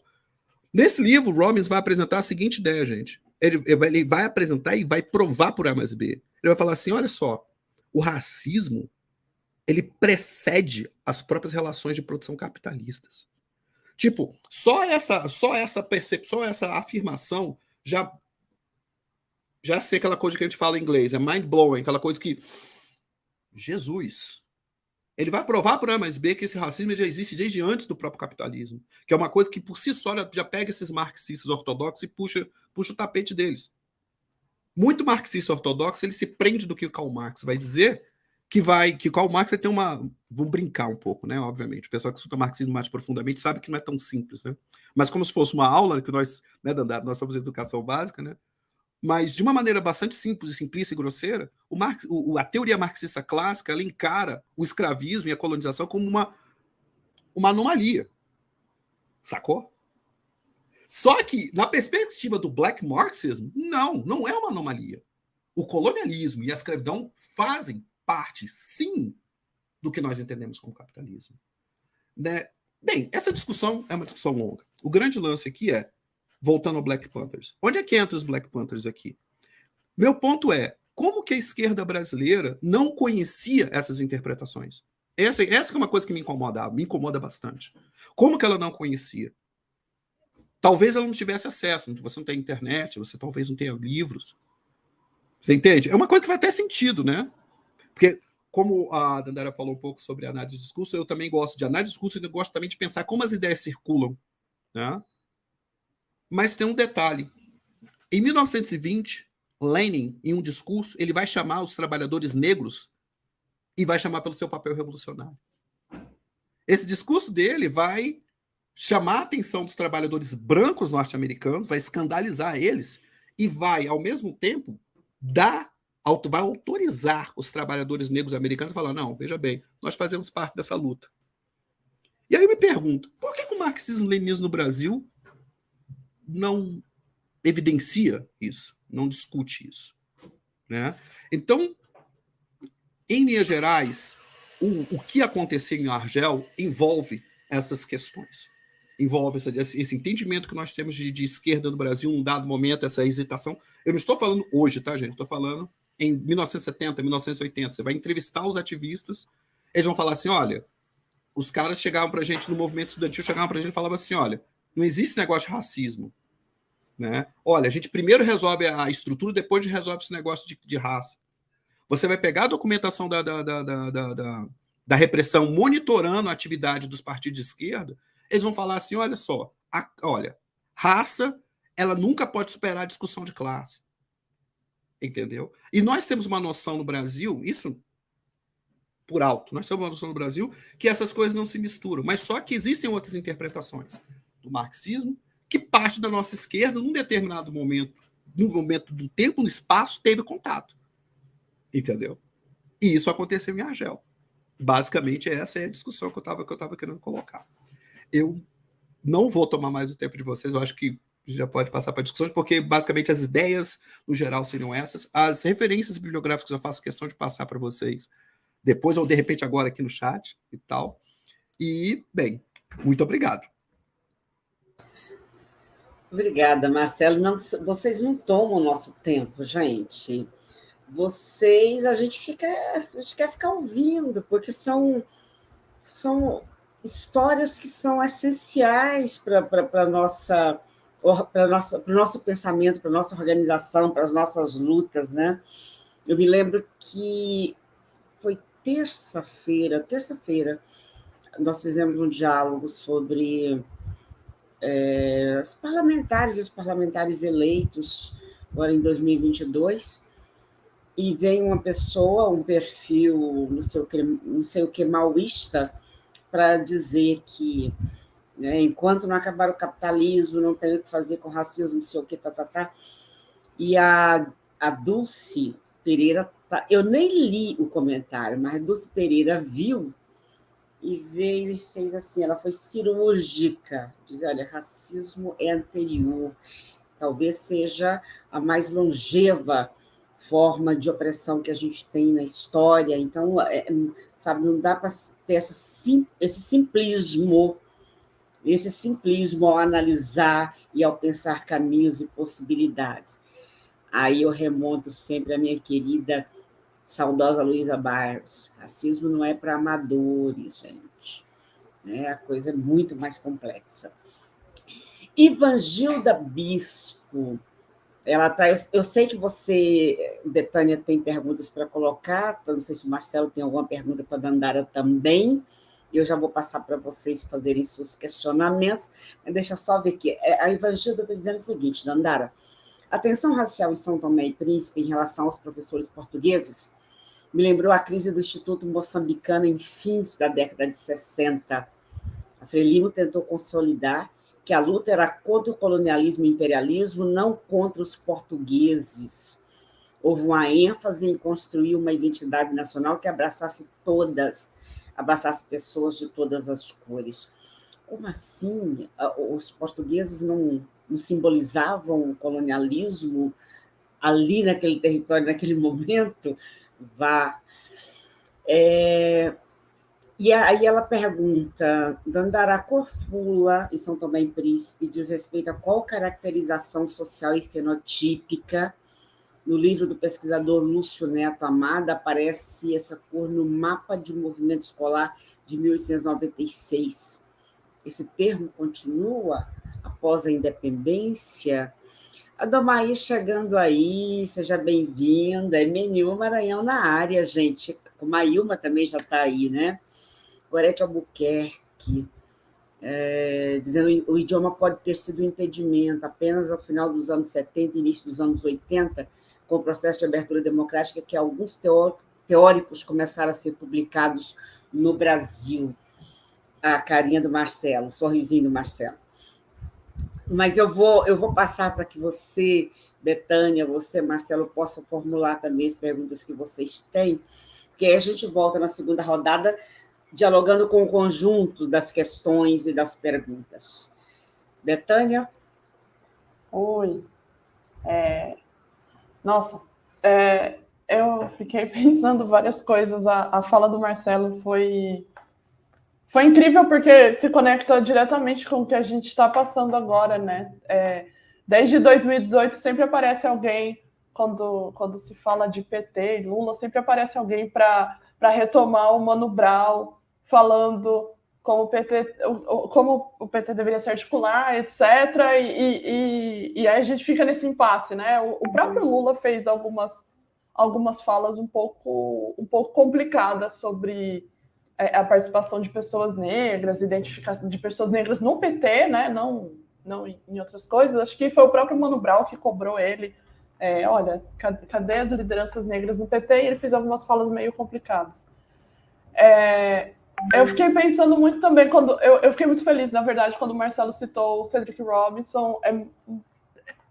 Quase ninguém, e eu acho que isso quase ninguém conhece no Brasil, e é um livro que eu queria muito ver traduzido. Eu acho que faz muita falta, ou mesmo se a gente pensa no C.L.R. James, né, que tem o Jacobinos Negros sobre Haiti, que é o único livro traduzido, e também era um marxista negro, caribenho, com uma produção enorme. Eu acho que talvez ter essas obras em português ajudaria a gente a dimensionar um pouco como essas organizações em partidos, ou como essas organizações que se apropriam do marxismo, né, para a gente finalmente sair daquela discussão que, mas Marx falou de escravidão ou não. Acho que dá para a gente avançar através desses autores que, curiosamente, não são traduzidos aqui no Brasil. Acho que uma coisa está muito relacionada com a outra. Eu não sei se eu consigo formular exatamente uma pergunta para o Marcelo. Na verdade, você me colocou mais meio que num labirinto. Ao mesmo tempo que você dá soluções, você coloca a gente numa encruzilhada, eu acho, que é interessante. Mas eu talvez acho que eu gostaria de saber o que você, olhando daí meio de longe, que é um brasileiro, mas que não está no Brasil, como você tem visto as eleições de agora, a movimentação de partidos. Acho que é União Popular, não é? Um partido mais ou menos recente, que está trazendo um discurso racial forte. Enfim, se você tem alguma consideração sobre isso, eu gostaria de ouvir, porque apesar da gente estar aqui todo mundo, né, esperando 13, a gente sabe que não vai ser fácil, principalmente para nós que somos negros. Enfim, a situação vai ser completamente outra, e são espaços que a gente tem que tensionar também, né? Mesmo elegendo alguém que é muito mais aberto para as propostas de debates raciais. Enfim, a gente tem que estar sempre tensionando esses espaços. Para a Dandara, o que eu fiquei pensando enquanto te ouvia é que a África ou São Tomé, enfim, esses espaços nunca estiveram à margem dos acontecimentos, né? A África não, na verdade, é o oposto quando você fala desses reflexos diretos da Guerra Fria. E não é só em São Tomé que esses reflexos da Guerra Fria acontecem, em diferentes países, ou mesmo no papel das ilhas durante o período do tráfico atlântico. Eu queria ouvir um pouco mais sobre isso, como você lida com essa perspectiva de que a África está fora, né? História, quando a gente pensa naquelas divisões de história contemporânea, moderna, a África está separado no seu espaço de história da África. E não é isso, né? Na verdade, os países africanos participam ativamente de todos esses movimentos enormes que a gente a gente é ensinado de que eles estão de fora. Eu queria ouvir um pouco sobre isso. Obrigada, gente. Obrigada. Deixa eu passar para o Marcelo formular as perguntas que você tem para Dandara. Enquanto isso, Marcelo, só a Evangilda me respondendo aqui, quando eu falei, poxa, mas não é sinônimo para essas pessoas a coisa dos portugueses, do colonialismo? Ela está me explicando. Para alguns moçambicanos, portugueses representavam o colonialismo, para outros não. Mas o Instituto Moçambicano e a Frelimo tinham colaboradores portugueses, incluindo professores. Marcelo, porque como a gente vai na mesma ordem, Dandara primeiro, depois você, então você já formula suas perguntas para ela, por favor. A minha pergunta é bem simples, né? Tipo, um ponto de convergência que eu vi nos nossos dois trabalhos, Dandara, foi que, direto ou indiretamente, nós trabalhamos com uma perspectiva do Estado sobre seus cidadãos. Né? No meu caso, eu trabalho com documentos secretos, e no seu, quer dizer, a minha interpretação, tá? Por favor. E você trabalha com documento público, né? com um órgão de informação. Tá. E o que eu vejo na minha documentação é que existe um entendimento do Estado sobre o seu cidadão. Que tipo de cidadão que ele acha que existe? Tá? A minha pergunta é, na verdade, você já começou a responder, né? Mas eu gostaria que você falasse um pouco sobre qual seria esse cidadão ideal de acordo com o governo revolucionário. E, obviamente, de acordo com a sua leitura, né, dessa fonte primária que você trabalhou aí. Tá? E, no mais, é só rasgação de seda. Seu trabalho é lindo, é lindo, é lindo, é lindo. Eu adorei ver justamente esse estudo de uma nação, sim, sabe, sendo construída. E, para mim, foi quase que inevitável pensar em diálogos do tipo, cara, como que pode ter sido o Brasil em 1822, nessa geração de uma nação, que em termos de população é 10, 15 vezes maior, mas algumas tensões, eu acredito que algumas coisas, alguns pontos de convergência possam ter ocorrido. Então, eu achei muito, muito bacana ouvir o seu trabalho nesse sentido. Mas a pergunta é feita. Aliás, quando você falava sobre como o jornal retratava este homem ideal, me lembrou, porque alguns dos nossos primeiros jornais da imprensa negra no Brasil também tinha essa noção de que, né, uma noção bem cristã europeia, de, né, não podem beber, não podem fumar, não podem isso, não podem aquilo, né, aquela coisa da perfeição aos olhos do outro, até acho que numa busca de uma afirmação, de uma aceitação. Por favor, Dandara. Ai, gente, muito obrigada. As perguntas, elas se encontram, né? Então, eu vou tentar dar um parâmetro. Eu vou começar por Betânia, né? Porque pensa essa África na história e na forma como é que a gente vai fazer esse processo. Uma das coisas que eu digo sempre para os meus alunos é que a Guerra Fria, ela só foi fria para os Estados Unidos e para a União Soviética, para os territórios desses lugares. E aí eu falo geograficamente, esse espaço, Estados Unidos e o espaço União Soviética. Para todos os outros lugares, ela foi uma guerra quente e quentíssima. Para a América, ela foi devastada pelas ditaduras, apoiada pelos Estados Unidos. As guerras que vão acontecer de disputa da União Soviética e dos Estados Unidos no continente africano e no continente asiático, que vão estar nos seus processos de independência, né? E os próprios conflitos ali, se você também pensar, tanto no oeste e no leste europeu. Né? Então, a guerra foi quente para todo mundo, menos para esses dois países que estavam aí dentro desse processo. E eu sempre digo isso para os meus alunos para jogar o continente africano dentro desse processo, quando a gente vai falar nas escolas, e principalmente para professores de educação básica, sabe o que é isso? É você encontrar a história toda engessadinha, né? Que ela tem um período, eu tento explicar para eles o tempo todo a história. Enquanto eu estou falando aqui, eu dou exemplo assim, enquanto eu estou falando aqui, a professora de arte está aqui do outro lado, está falando, faz parte da história, você vai dizer que só existe o meu momento, então é para entender que tudo está acontecendo ao mesmo tempo. E aí, pensar São Tomé dentro desse contexto histórico, e é uma das coisas que eu sempre fiquei me perguntando quando eu fui fazer o meu mestrado em Lisboa, que era do porquê que o Brasil não se debruça sobre os estudos em São Tomé e Príncipe. Porque a relação Brasil e São Tomé e Príncipe, se você pensar, principalmente nos períodos de colonização, elas são muito intensas. Mesmo que tenha sido através da violência do colonialismo, mas você vai ter aí o entreposto comercial por causa do tráfico, você vai ter a mesma produção econômica da cana-de-açúcar, o mesmo processo de exploração, pessoas que vão sair, inclusive no segundo processo de colonização, quando o Brasil fica independente, né, e São Tomé é esse celeiro possível de exploração retomado, a gente vai ter muitos brasileiros que vão para São Tomé fazer esse processo, e eu sempre ficava me perguntando, esse é um dos motivos de eu encostar em São Tomé e Príncipe. Então, eu acredito que o esforço maior que eu precisei fazer durante a minha pesquisa foi colocar São Tomé e o continente africano como os sujeitos protagonistas dessa história. Por isso que eu sempre vou, ao falar, lembrando, a gente não pode atrelar a história do outro. Não significa que não tem interferências, não significa que as ações na China ou em Cuba ou na União Soviética ou nos Estados Unidos não vão interferir no país naquele momento, interfere. Mas eles são sujeitos da sua história e eles estão dentro desse jogo junto com todos os outros. Né? Então, eu acho que isso é um ponto importante, principalmente para quem é professor de história. Não existe alguém com a história a mais e nem com a história a menos.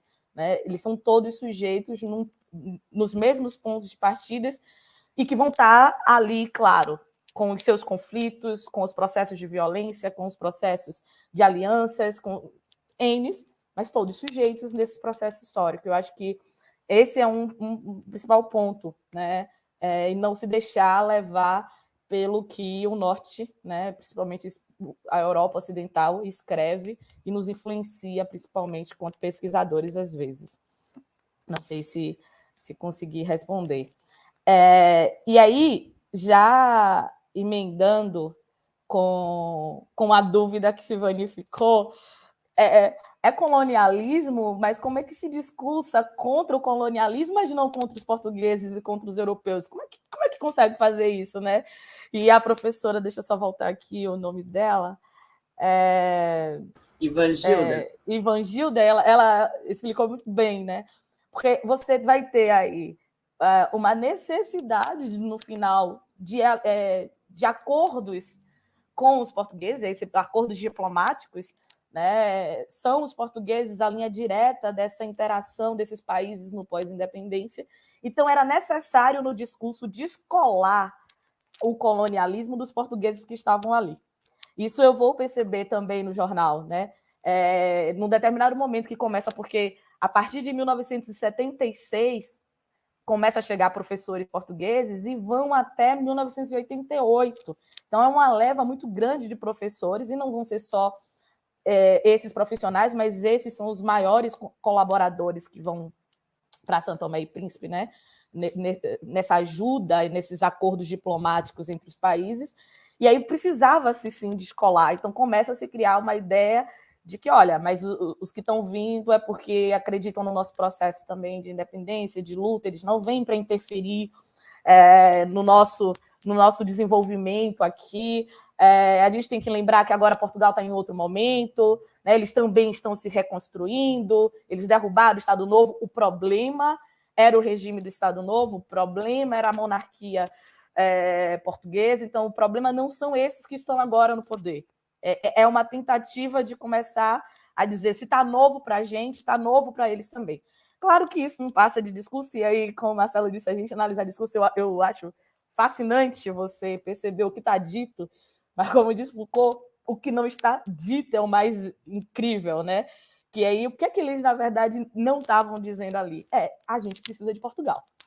E agora eu não posso continuar usando esse discurso, porque ele é o nosso principal parceiro nesse momento, né? Por mais que existisse todo o discurso contra o colonialismo. É por isso essa tentativa de descolamento, mas que vai gerar N tensões na sociedade, porque você está com um discurso contra o colonialismo, mas eu entendo o colonialismo como português. Eu acho que serve para a gente pensar agora que a gente está comemorando os 200 anos de independência, é mais ou menos o que a gente fez aqui. Como se tornar independente de Portugal com o imperador filho do rei? Entende? Descolar a ideia do que é o colonialismo de Dom Pedro I e dizer é válido. E a gente comemorar e pedir coração, sabe? Coisas assim meio que absurdas. E aí, a pergunta, emendando a pergunta da professora com a pergunta do Marcelo, sobre as etnias, eu recomendo 2 trabalhos, que é do professor Gerard Sarbert. Eu procurei aqui os links, mas daqui a pouco, quando eu terminar aqui, eu vou pegar para poder passar, para ela já colocar aí no chat para vocês, e da pesquisadora Joana Feio, que faz uma pesquisa mais específica sobre as questões de etnias em São Tomé. Confesso para vocês que eu tinha uma ideia, E agora eu estou com um colega aqui na Unicamp, que é de São Tomé e Príncipe, e cada vez que ele fala comigo, eu digo para ele, você está explodindo a minha mente. eu agora estou perdida, né? Então, muita coisa, eu acho que só de vivência, quando eu puder ir, que já está em programação para São Tomé, para eu conseguir entender.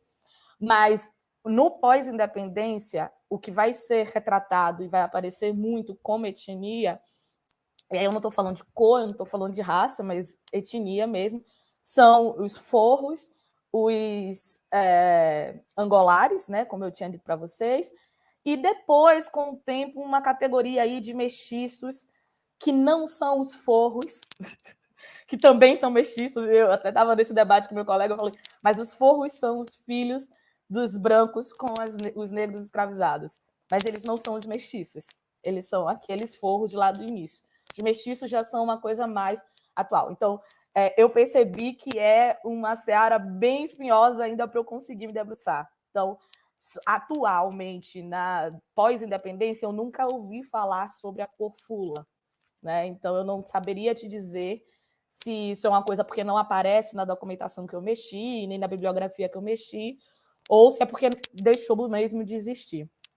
E aí, pensando, já para encerrar as minhas respostas, pensando nessa questão do homem novo, né? E eu acho que a Silvani traz isso assim muito bem, porque é essa tentativa colonizada mesmo das mentes, e eu acho que é isso que é o esforço que a gente vem fazendo o tempo todo, né? Precisamos descolonizar as mentes, porque na hora que a gente descoloniza as mentes, a gente consegue alcançar realmente a liberdade. Por quê? Porque por mais que eu esteja lutando contra o racismo, que eu esteja lutando contra o imperialismo, contra o colonialismo, a minha mente ainda está educada por esses sujeitos. Então, como é que a gente vai ser respeitado? A gente não pode ser respeitado se você acredita em feitiçaria. Então, eles não vão nos respeitar. Eu não posso te respeitar se você acredita que um curandeiro pode te curar. Entende? Porque isso são as práticas do que eles diziam que a gente era selvagem. Então, esse homem novo precisa deixar de ser selvagem. E como é que eu deixo de ser selvagem?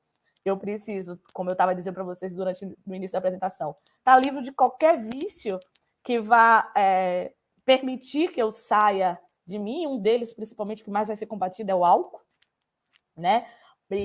Porque na cabeça o álcool é dado, se você bebe, você dá a vagabundagem, você não está sob seu controle. Então, é um discurso muito grande sobre isso. Sobre práticas religiosas que não que demonstre como é que eu posso dizer? Uma coisa atrasada, né? Eu não estava ouvindo outra palavra, apesar que nesses primeiros momentos de São Tomé não vai ter uma investida religiosa, né, católica. Inclusive, eles vão mexer nesses feriados católicos, os títulos desses feriados católicos. O Natal mesmo vira o Dia da Família, né? Então, eles vão mexer nesses feriados católicos, mas vão combater também qualquer outra prática religiosa que existia ali, que eles entendiam como uma coisa ruim. Mas o mais importante de tudo, esse homem novo, ele precisava ser um patriota, sabe? Ele tinha que entender que naquele momento ali seriam necessários sacrifícios. E ele tinha que estar nesse contexto, no desenvolvimento lado a lado com o seu governo. Então, se você não está fazendo a sua parte, todo mundo ali tinha que fazer a sua parte, né? Se você não está fazendo a sua parte, então vai falhar, então não vai acontecer, o governo não vai conseguir desenvolver mais ainda aqueles espaços. E isso é intenso. Você falou de vigilância, mas de órgãos de vigilâncias grandes, né? Sabe, uma das coisas que vão ser instituídas em São Tomé é a vigilância popular. Depois de um tempo, quando eles começam a perceber que as pessoas já estão começando a ficar meio escorregadias, eles começam a instituir a vigilância do povo para o povo. Você, vamos dizer assim, Dandara, você percebeu que Marcelo, seu vizinho, já não está tão patriota assim como deveria, não está fazendo as coisas que deveriam fazer? Você pode contar para mim que ele não está assim. Você pode vigilar. E aí, eu contei 7 reportagens explicando como você tem que ser um vigilante popular. Imagine você viver num lugar que o seu vizinho está prestando atenção no que é que você pensa, no que é que você fala, meio do que a gente está agora meio vivendo aqui com o bolsonarismo, né? Quando a gente tem medo de se postar, medo às vezes de falar, pela questão da violência. Nesse caso, era porque era retardado para o Estado, e o Estado ia agir, claro, com a violência. Então, esse homem novo estava na vigilância do governo, mas também na vigilância do seu povo ali colocado, né, da sua própria sociedade. Né? Se você escorregar um pouquinho, se você já começa a não acreditar mais no discurso do que eu colocava, isso é um ponto interessante da gente pensar as comunicações, o quanto elas são importantes para isso. O presidente falava na rádio todos os dias com o seu povo. A gente tinha isso aqui com o regime do Estado Novo também, com o Getúlio, né? Então, é uma tentativa de controlar, de pensar e de demonstrar também que ele estava perto, que ele era homem do povo, que ele estava naquele processo, que tudo que aquele povo estava sentindo, eles também estavam sentindo, né? É isso. Espero ter conseguido responder. Dandara, antes de passar para o Marcelo, tem mais uma pergunta aqui para você, do Emílio. Você poderia comentar sobre eventuais relações de São Tomé e Príncipe com o Brasil? Houveram tentativas de aproximação entre os dois países lusófonos? Você encontrou alguma coisa sobre isso? No período que eu estudo ou atual? Eu estou imaginando que é para o período que você estuda. Que eu estudo. O período que eu estudo, isso me chamou muita atenção. Eu tenho uma parte da minha dissertação que eu me dediquei a ver a retratação das relações internacionais de São Tomé e Príncipe. E a única relação com o Brasil é com Paulo Freire. Ele é a única referência nesse espaço de pesquisa, nesses 5 anos que eu pesquisei, que aparece é o Paulo Freire, que vai estar morando naquele momento na Suíça, e que vai ser o grande responsável pela criação dos manuais de alfabetização, pela formação dos professores que vão lá fazer a alfabetização. Essa é a única referência com o Brasil, né? Eu não vi dentro desses processos de jornais, e aí eles tem várias referências de viagens do presidente com outros países, até um pouco mais distantes do que o Brasil, mas não tem essa relação. Eu acredito, aí é opinativo, não de pesquisa, que nesse período da ditadura militar no Brasil, e eu não vou dizer que o Brasil não estava interessado na África, mas o Brasil tinha alguns interesses específicos com a África. Por exemplo, o Brasil vai estar interessado em Angola, mesmo que Angola esteja seguindo uma linha comunista e ele esteja numa ditadura do outro lado, mas ele vai tentar estabelecer relações com Angola por questões comerciais. Eu acho que os militares brasileiros não viram em São Tomé nenhum motivo e nenhum interesse, vamos colocar assim, para estabelecer essas relações. Então, eu não consegui encontrar, né? Brasil realmente só com Paulo Freire. Após isso, a gente vai ter, eu acho que Lula é bem responsável por manter uma relação muito grande, São Tomé e Brasil, nos períodos do governo dele, de 2003 até agora, esse momento, assim, antes do golpe de Temer, a relação Brasil e São Tomé estavam bem intensas, né? Mas no período que eu estudo, eu não me bati com isso, não. Tá certo, obrigada. E a Gorete, quer dizer, o que ela diz é exatamente, acho que o que nós estamos pensando, o entusiasmo e a propriedade da Dandara são contagiantes. O Diego, dizendo aqui, ó, se os Minions verem esse quadro do PT atrás de você, ai, ai, ai, Dandara, sua petista. Agora, olha só, o professor Carlos Teixeira deixa aqui uma pergunta para vocês, se vocês têm disponibilidade e interesse para fazer alguma formação para o Emenil de São José do Rio Preto, qualquer coisa, depois vocês dizem que a gente compartilha aí os contatos de vocês com ele, se for o caso. Tatiana Von Sick chegando aí. Tatiana, você já sabe, tranquila, você está chegando da rua agora, depois, quando terminar aqui, você assiste, e olha que vale muito, muito a pena. Vou passar para o Marcelo.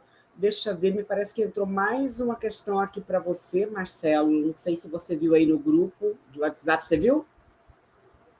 Da Mari, seu microfone está fechado. Deixa eu tentar abrir.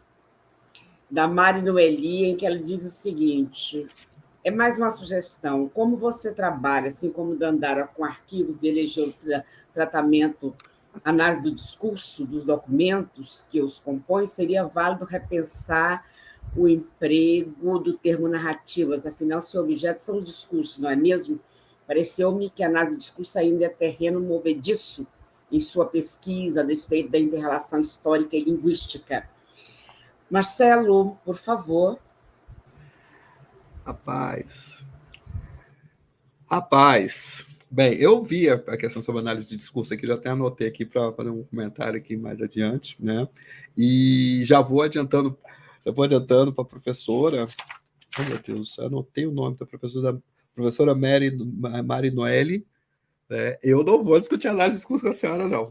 Definitivamente a senhora é uma autoridade na análise de discurso aqui. Mas eu vou, obviamente, tecer o comentário. Eu achei bastante pertinente o comentário da senhora.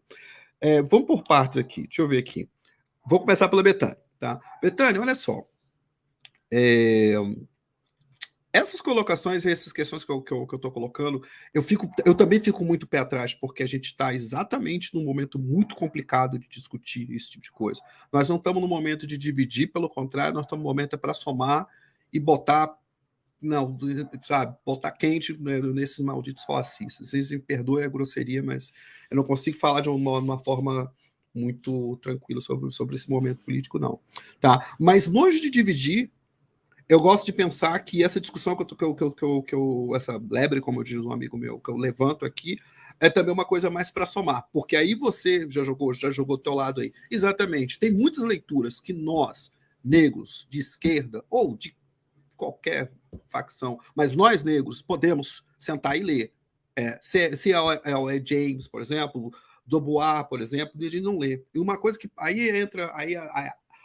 o professor Marcelo, o intelectual Marcelo e o Marcelo, o cara que está andando na rua, meio que se confundem. Eu tive a oportunidade de tocar no grupo, eu sou músico também. Tive a oportunidade de ter um contato bastante intenso com hip hop aqui no Distrito Federal, porque eu estou aqui no DCDF, eu cheguei tem 3 meses, tá?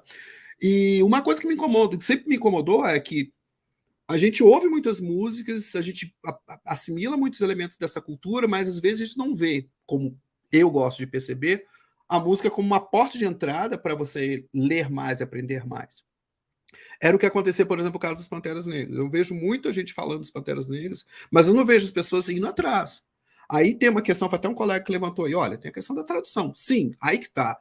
Hoje, a gente não pode falar isso lá em 1970, em 78, com certeza. Mas hoje, falar que você não sabe o que os Panteras Negras produziram em português é porque você não está procurando. Vocês me perdoem a franqueza, é porque não está procurando. Todos os jornais Panteras Negras foram traduzidos, estão na internet, estão em PDF. Eu mesmo tenho um arquivo de 300 gigas só de literatura negra traduzida. Então, é uma questão também da gente correr atrás. Então, longe de querer dividir, a minha ideia é, vamos ler. Aí, por isso que eu fiquei muito feliz quando você falou assim, poxa, depois da tua fala eu fiquei cheio de dúvidas. Eu falei, meu Deus do céu, tudo que a gente, professor, adora ouvir é isso. Dúvidas. A gente não está aqui para falar verdades, não de forma alguma, é colocar esse germe de dúvida. Tipo assim, cara, o que esse maluco tá falando, cara? Vou atrás. Isso aí, cara, isso faz... A gente arrepia, até a Nandara deu uma risada ali, porque é isso, a gente adora isso, é exatamente isso, ter dúvidas, vamos ler mais, vamos aprender mais. Eu tava vendo um dia desse, gente, o Forrest Gump, o filme, tava revendo, né? E é engraçado, depois que você mora um tempo fora, algumas coisas passam batido. Tem uma história no Forrest Gump, por exemplo, que eu achei muito interessante. Não sei se vocês vão lembrar. Ele tá lá nos Estados Unidos, tá lá em Washington com a namorada dele, e ele participa de uma festa com os Panteras Negras. Não sei se vocês lembram dessa parte. E aí, o namorado da namorada dele, é um cara muito grosseirão, que é de Berkeley, dá um tapa na cara dele, e aí ele vai brigar com o cara. Só que ele tá brigando numa festa dos Panteras Negras, tá todo mundo armado ali. Aí termina assim, mas em inglês passa uma coisa que a gente em português não percebe. Ele falou assim, o Forrest termina assim, quando termina, dá aquela deprê, tipo, ele tem que sair da festa, né? Ele fala assim, sinto muito acabar com a festa dos Panteras Negras. Mas só que esse inglês é assim, eu estou muito chateado de acabar com Black Panthers Party. Sabe?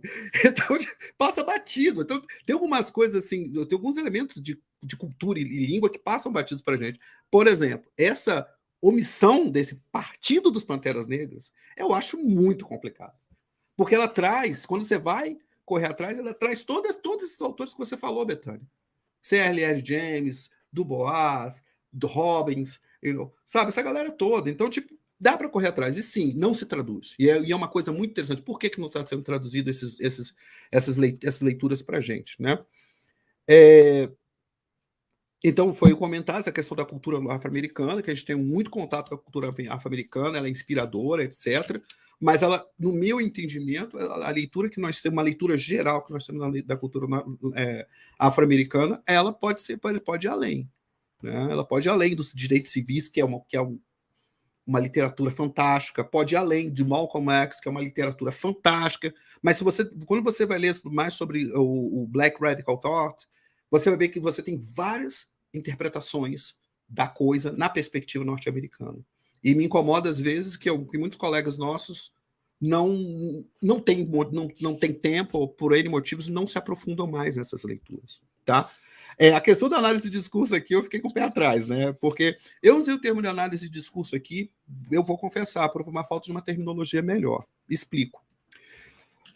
Quando a gente estuda aqui nos Estados Unidos, lá nos Estados Unidos, história, eles evitam muito o uso de conceitos, evitam bastante mesmo, bastante. De uma maneira bastante simplista, gente. Quando a gente fala de fazer história lá nos Estados Unidos, você tem uma massa documental monstra, né? E você senta a ler essa massa documental, em cima dessa leitura você começa a construir as suas, que eles chamam de categorias, que não são categorias como, por exemplo, sei lá, mais-valia. Não é isso. São categorias que você vai criando na medida que você vai lendo essa documentação e analisando essa documentação. Esse é o ponto 1. O ponto 2 eu trabalhei com muitos arquivos. Então, dentro quando eu falo aqui análise de discurso, por favor, eu não vou pegar na perspectiva do pessoal da linguística, vou pegar mais no sentido do tipo... Eu estou muito preocupado com como que esses arquivos foram produzidos, e aí, tipo, isso eu acho que extrapolaria um pouco o objetivo da nossa palestra, né? Mas de um outro nível, um pouco mais aprofundado, seria isso. Estou muito mais preocupado com a produção desses arquivos, como eles foram produzidos, como, por quem, por quê e em que circunstâncias. Então, eu busco adequar esses textos, né? Porque o arquivo, nesse caso, eu não estou só me referindo ao conteúdo dele, eu estou falando do conteúdo, da tipologia textual que está sendo utilizada, se é um informe, se é uma denúncia, etc, num contexto maior. Então, quando eu estou falando de análise de discurso aqui, eu peço desculpas pelo uso inapropriado do termo. Estou falando no sentido que eu peguei uma documentação e analisei essa documentação utilizando uma perspectiva que alguns autores nos Estados Unidos vão falar de etnografia de arquivos. Né? Mas não exatamente uma etnografia, mas eu tenho essa preocupação eu tenho uma preocupação como esses arquivos vieram a ser elaborados. Isso é fundamental, né? É fundamental, penso eu, na hora de interpretar uma documentação produzida durante a ditadura, né? Caíram entre aspas, clichê do arquivo secreto, é o que? Oh, meu Deus, eu estou lendo um arquivo que ninguém leu. Esse arquivo ele não foi feito para você ler. Já começa por aí. Então, ele está falando para alguém que não é para você. Então, tipo, isso eu estou colocando de uma maneira bastante simples, determinados desafios que nós temos quando lidamos com essa documentação. E aí, quando eu usei o termo análise de discurso, foi nesse sentido, obviamente, não no sentido que a professora Mary, com certeza, ela trabalha de uma maneira bem mais elaborada que eu. Né? Deixa eu ver um outro ponto aqui. O Emílio fez um comentário aqui super interessante. O Emílio falou aqui, no dado momento, ele falou aqui, deixa eu só voltar aqui rapidamente. Ele falou assim, Marcelo, cadê? Meu Deus. Marcelo, eu tenho uma questão. Depois de ler seu texto, não pude deixar de querer saber mais sobre as possíveis articulações do BPP, da BPP, como a gente chama, né, com os militantes brasileiros a partir daquele caso de Argel. Exatamente, esse aqui é o meu ponto. Na verdade, quando eu coloquei o texto do Nossas Histórias, foi do tipo assim, olha, eu vou pesquisar isso aqui no futuro, mas é o seguinte, isso aqui é um campo aberto para todos nós. Sabe? Eu não estou naquela briga lá dos americanos por bolsa, por investigação. Não. Na verdade, cada um de nós inventar e tentar entender o que aconteceu em Argel, você vai ter resultados impressionantes. Por exemplo, eu não cheguei a trabalhar, eu não mapeei todos os 40 guerrilheiros que eu deveria, que é uma coisa que dá para fazer mais adiante. Né? Eu não mapeei todas as trajetórias, não sei exatamente onde que eles foram parar depois. Eu não trabalhei ainda os documentos de Argel. Eu não trabalhei, eu não sei que a inteligência de Argel produziu. Então, tipo, ou seja, o que aconteceu em Argel, você tem possibilidades infinitas. Né? E no meu caso, me interessa, no primeiro momento, essas articulações, esse encontro dessas diferentes perspectivas de esquerda que ocorreram em um determinado momento do tempo de espaço. Porque, veja bem, eu falei dos Panteras Negras. Eu não falei, por exemplo, do pessoal da Angola que estava lá, do pessoal de Moçambique que estava lá.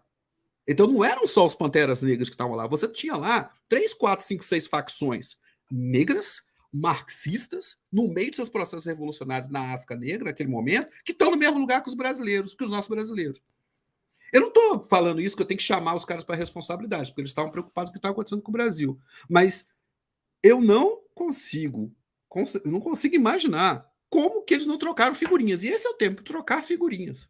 Vou dar um exemplo bem bobo para vocês. Eu sou de Brasília, né? Estou agora no Distrito Federal. Em Brasília aconteceu uma coisa muito interessante, né? Nos anos 80, que o meu mestrado, por incrível que pareça, não foi sobre ativismo negro, foi sobre música, foi sobre rock produzido em Brasília. Em Brasília você tem uma situação muito interessante. Você tem um grupo de pessoas que está fora do país nos anos 70 que vem para Brasília nos anos 80. E eles vão trazer um bando de informações que vai circular entre o pessoal. Desde esse meu trabalho de Brasília, eu sou muito preocupado de como que essa informação circula. Um outro exemplo. E aí entra na questão da tradução, que a colega, eu esqueci o nome da colega, que ela apontou, olha, tem uma questão de tradução, às vezes eles não estão tendo acesso. Essa história da tradução, ela é muito interessante, e do acesso a esses livros é uma questão muito interessante. Eu entrevistei na minha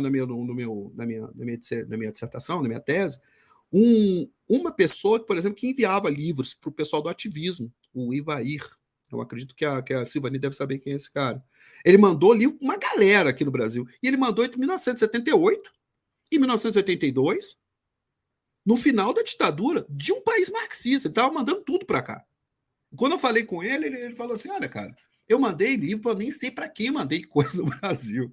Até hoje eu encontro gente falando, não, eu recebi teu livro, etc, etc. Então, a censura à informação no Brasil também é outra coisa que merece um estudo, gente. Porque a gente está no meio de uma ditadura, mas acontece que, ao mesmo tempo, algumas coisas... Você quer ver uma coisa que saiu? Em 1970, dos anos 70, no Brasil, veja bem, você tem uma paranoia com os Panteras Negras sem influência no Brasil, certo? Certo. Saiu um capítulo inteiro, num jornal de grande circulação, do livro do Pantera Negra Eldridge Cleaver. Num jornal de grande circulação, gente. Os caras são Panteras Negras, supostamente são inimigos do Estado. E saiu um capítulo inteiro sobre os caras. Você consegue mapear a atividade dos Panteras, ao mesmo tempo que a repressão está preocupada com a influência dos Panteras Negras do Brasil, você consegue mapear as atividades dos Panteras Negras nos Estados Unidos dos jornais brasileiros, que estão noticiando tudo. Isso no meio da ditadura, no meio de uma censura. Entendeu? É uma coisa que na minha dissertação até eu comento, que é o chamado o mito da chamada onisciência e onipresença da repressão durante os anos 70. Ela, de fato, está em todo lugar, de fato, ela sabe tudo, mas, ao mesmo tempo, ela não sabe tudo e ela não está em todo lugar. Né? Agora, com a questão do idioma, eu fiz um comentário, né? E, finalmente, Dandara falou sobre a questão das relações do Brasil e África. Tá? Isso é um assunto extremamente interessante, tá? Extremamente interessante, porque a gente tem uma coisa meio esquizofrênica dessa relação nossa com a África nos anos 70, né? Porque a gente está no meio de uma ditadura, a gente é uma ditadura, mas a gente acha que é uma democracia, na cabeça dos militares, e a gente estabelece contato com as repúblicas marxistas africanas, tipo, não são os nossos amigos, e ao mesmo tempo, a gente é muito colado com a África do Sul. Então é muito complicado essa relação. Isso aí é um assunto maravilhoso. E, de fato, aí quando perguntaram sobre São Tomé e Príncipe, eu não vi, né, um autor que vai comentar sobre essa relação Brasil e África, mas não fala de São Tomé e Príncipe, salvo engano, é o Jerry Dávila. Não sei se a Dandara já chegou a ler ele. É um cara bem bacana. Ele tem um livro só sobre isso, inclusive, né? E ele vai falar justamente sobre essa questão esquizofrênica, porque no Brasil você manda os diplomatas brancos para a África do Sul, para a África Negra, né, para reafirmar um entendimento de uma sociedade que não tem racismo. Mas você manda só os caras brancos. Aí, quando mandaram um cara que não era branco, que não era negro, os negros lá na África falaram, não, por que vocês mandaram esse negro para cá? Duvido que vocês mandassem esse negro para a Suécia, mas por que mandaram esse negro para cá? E esse mesmo diplomata negro, ele vai ser, entre aspas, maltratado pelos governos africanos lá, e vai ser destratado por Itamaraty aqui. É um livro super interessante. O nome do livro é Hotel Trópico, tá? Do Jerry Dávila. Super interessante. Mas também esse embaixador africano, perdão, esse embaixador brasileiro, infelizmente não vou lembrar o nome dele, mas esse livro eu tenho dele em PDF. Também tem a memória dele sobre esse processo, que também é uma coisa maravilhosa de se ler, tá? Gente, desculpa, se deixar eu fico falando a noite toda. Vou parar por aqui, tá? Eu acho que eu contemplei todos os comentários dos nossos colegas no chat. Se não, por favor, vocês me chamem a atenção aqui. Contemplou sim, lógico que a gente tem, como a Gorete colocou aqui, olha, esse seu trabalho vai ter muito desdobramento, porque ela colocou o seguinte, tem a impressão de que a pesquisa do Marcelo vai ter vida longa e desdobramento, traz muitas questões, muitas possibilidades aí de investigação e de diálogo. Ivanilda agradecendo pelas indicações, os links que a Dandara colocou aqui, nós compartilhamos. Se você tiver alguma bibliografia que você queira compartilhar também, link ou só o nome, o autor, Marcelo, ainda dá tempo de nós compartilharmos aqui com o pessoal. Onde que eu posso postar? Posso postar Você pode colocar aqui no private chat ou lá no grupo de WhatsApp. Eu pego e colo aqui para o pessoal. Tá? Peraí. Bom, nós voltaremos no sábado às 15 horas, mas eu vou passar primeiro para a Betânia. Por favor, Betânia. Bom, gente, acho que eu agradeço todo mundo que ficou aqui com a gente desde o começo, ou quem vai ouvir, assistir em outro horário, outro dia, porque o vídeo continua no YouTube para a gente ter acesso sempre. Agradeço demais a Dandara e o Marcelo, acho que o comprometimento deles com a pesquisa de cada um ficou bem evidente, e é isso que torna ainda mais interessante ouvir essas pessoas falando. Agradeço a Silvani, obrigada por receber a gente mais uma vez.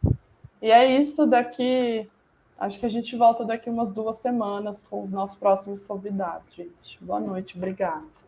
Exatamente, voltaremos com a coluna Nossa História Conta, mais ou menos daqui a 2 semanas. É isso mesmo. Gente, olha só. Os seus livros aí.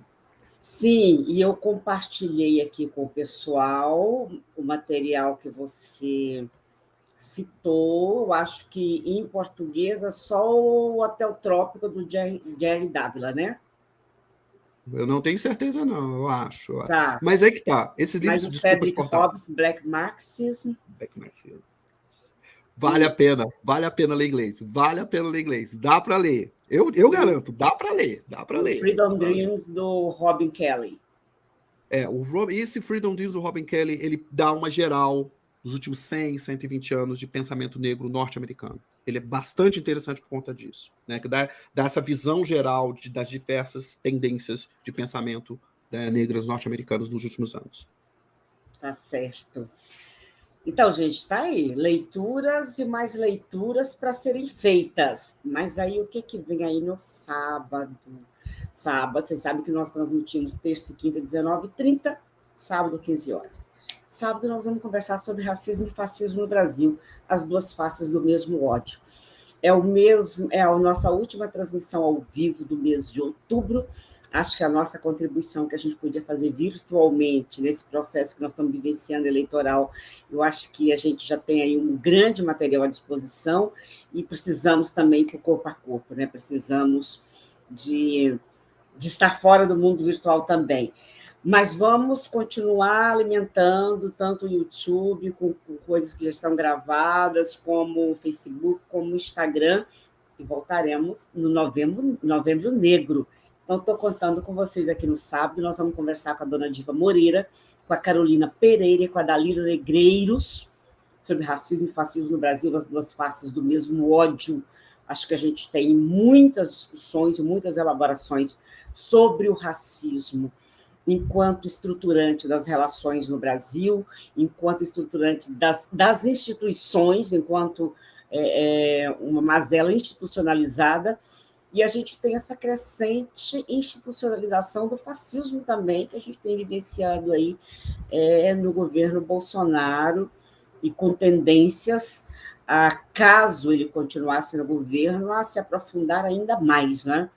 E vamos conversar um pouquinho sobre isso, qual a relação, porque no fundo, seja do racismo ou do fascismo, as maiores vítimas são os nossos corpos, os nossos pensamentos, as nossas epistemes, a nossa forma de ser e viver, somos nós, né? Então, nós vamos conversar a respeito. Emílio, queridíssimo Emílio Ribeiro, que noite maravilhosa, gratidão, Silvani, Betânia, Dandara e Marcela, abraços a todos, e bora esperançar 13 neles, hashtag 13 neles. Tem aqui um outro agradecimento que eu achei super legal, e que eu acho, deixa eu ver se eu acho aqui. A da Mari Noeli, professoras Betânia e Dandara, professor Marcelo, muito obrigada por sua presença e falas sérias, envolventes, inspiradoras e generosas. Parabéns por suas pesquisas. É isso, gente. Estamos encerrando muito bem nosso diálogo de hoje. Sempre muito grata por essa rica parceria com a Rede de Historiadores Negros e de Historiadoras Negras. Eu repito, não me importo de repetir, que a partir daquele provérbio iorubá, enquanto os leões não tiverem seus contadores de histórias, as histórias das caçadas glorificarão os feitos dos caçadores. Nós já temos nossos leões, nossas leoas aí preenchendo lacunas, encontrando documentos. Nos falaram tanto que não tínhamos documentos, porque tinham queimado tudo, e vocês acham cada relíquia, cada coisa maravilhosa, e eu estou sempre assim, super feliz quando chega os nossos diálogos aqui com a rede. Eu estou aguardando vocês no sábado às 15 horas. Gratidão mais uma vez, Marcelo, Dandara, Betânia. Gratidão mais uma vez, Bárbara Porfírio, a vocês, afronautas, a cada uma que sempre estão aqui nos prestigiando. Continuem conosco. E aí, como diz a música do Muzenza, né? Adeus não, né? Me digam só até breve. Estou aguardando vocês sábado aqui, às 15 horas. Cuidem-se muito bem e até lá.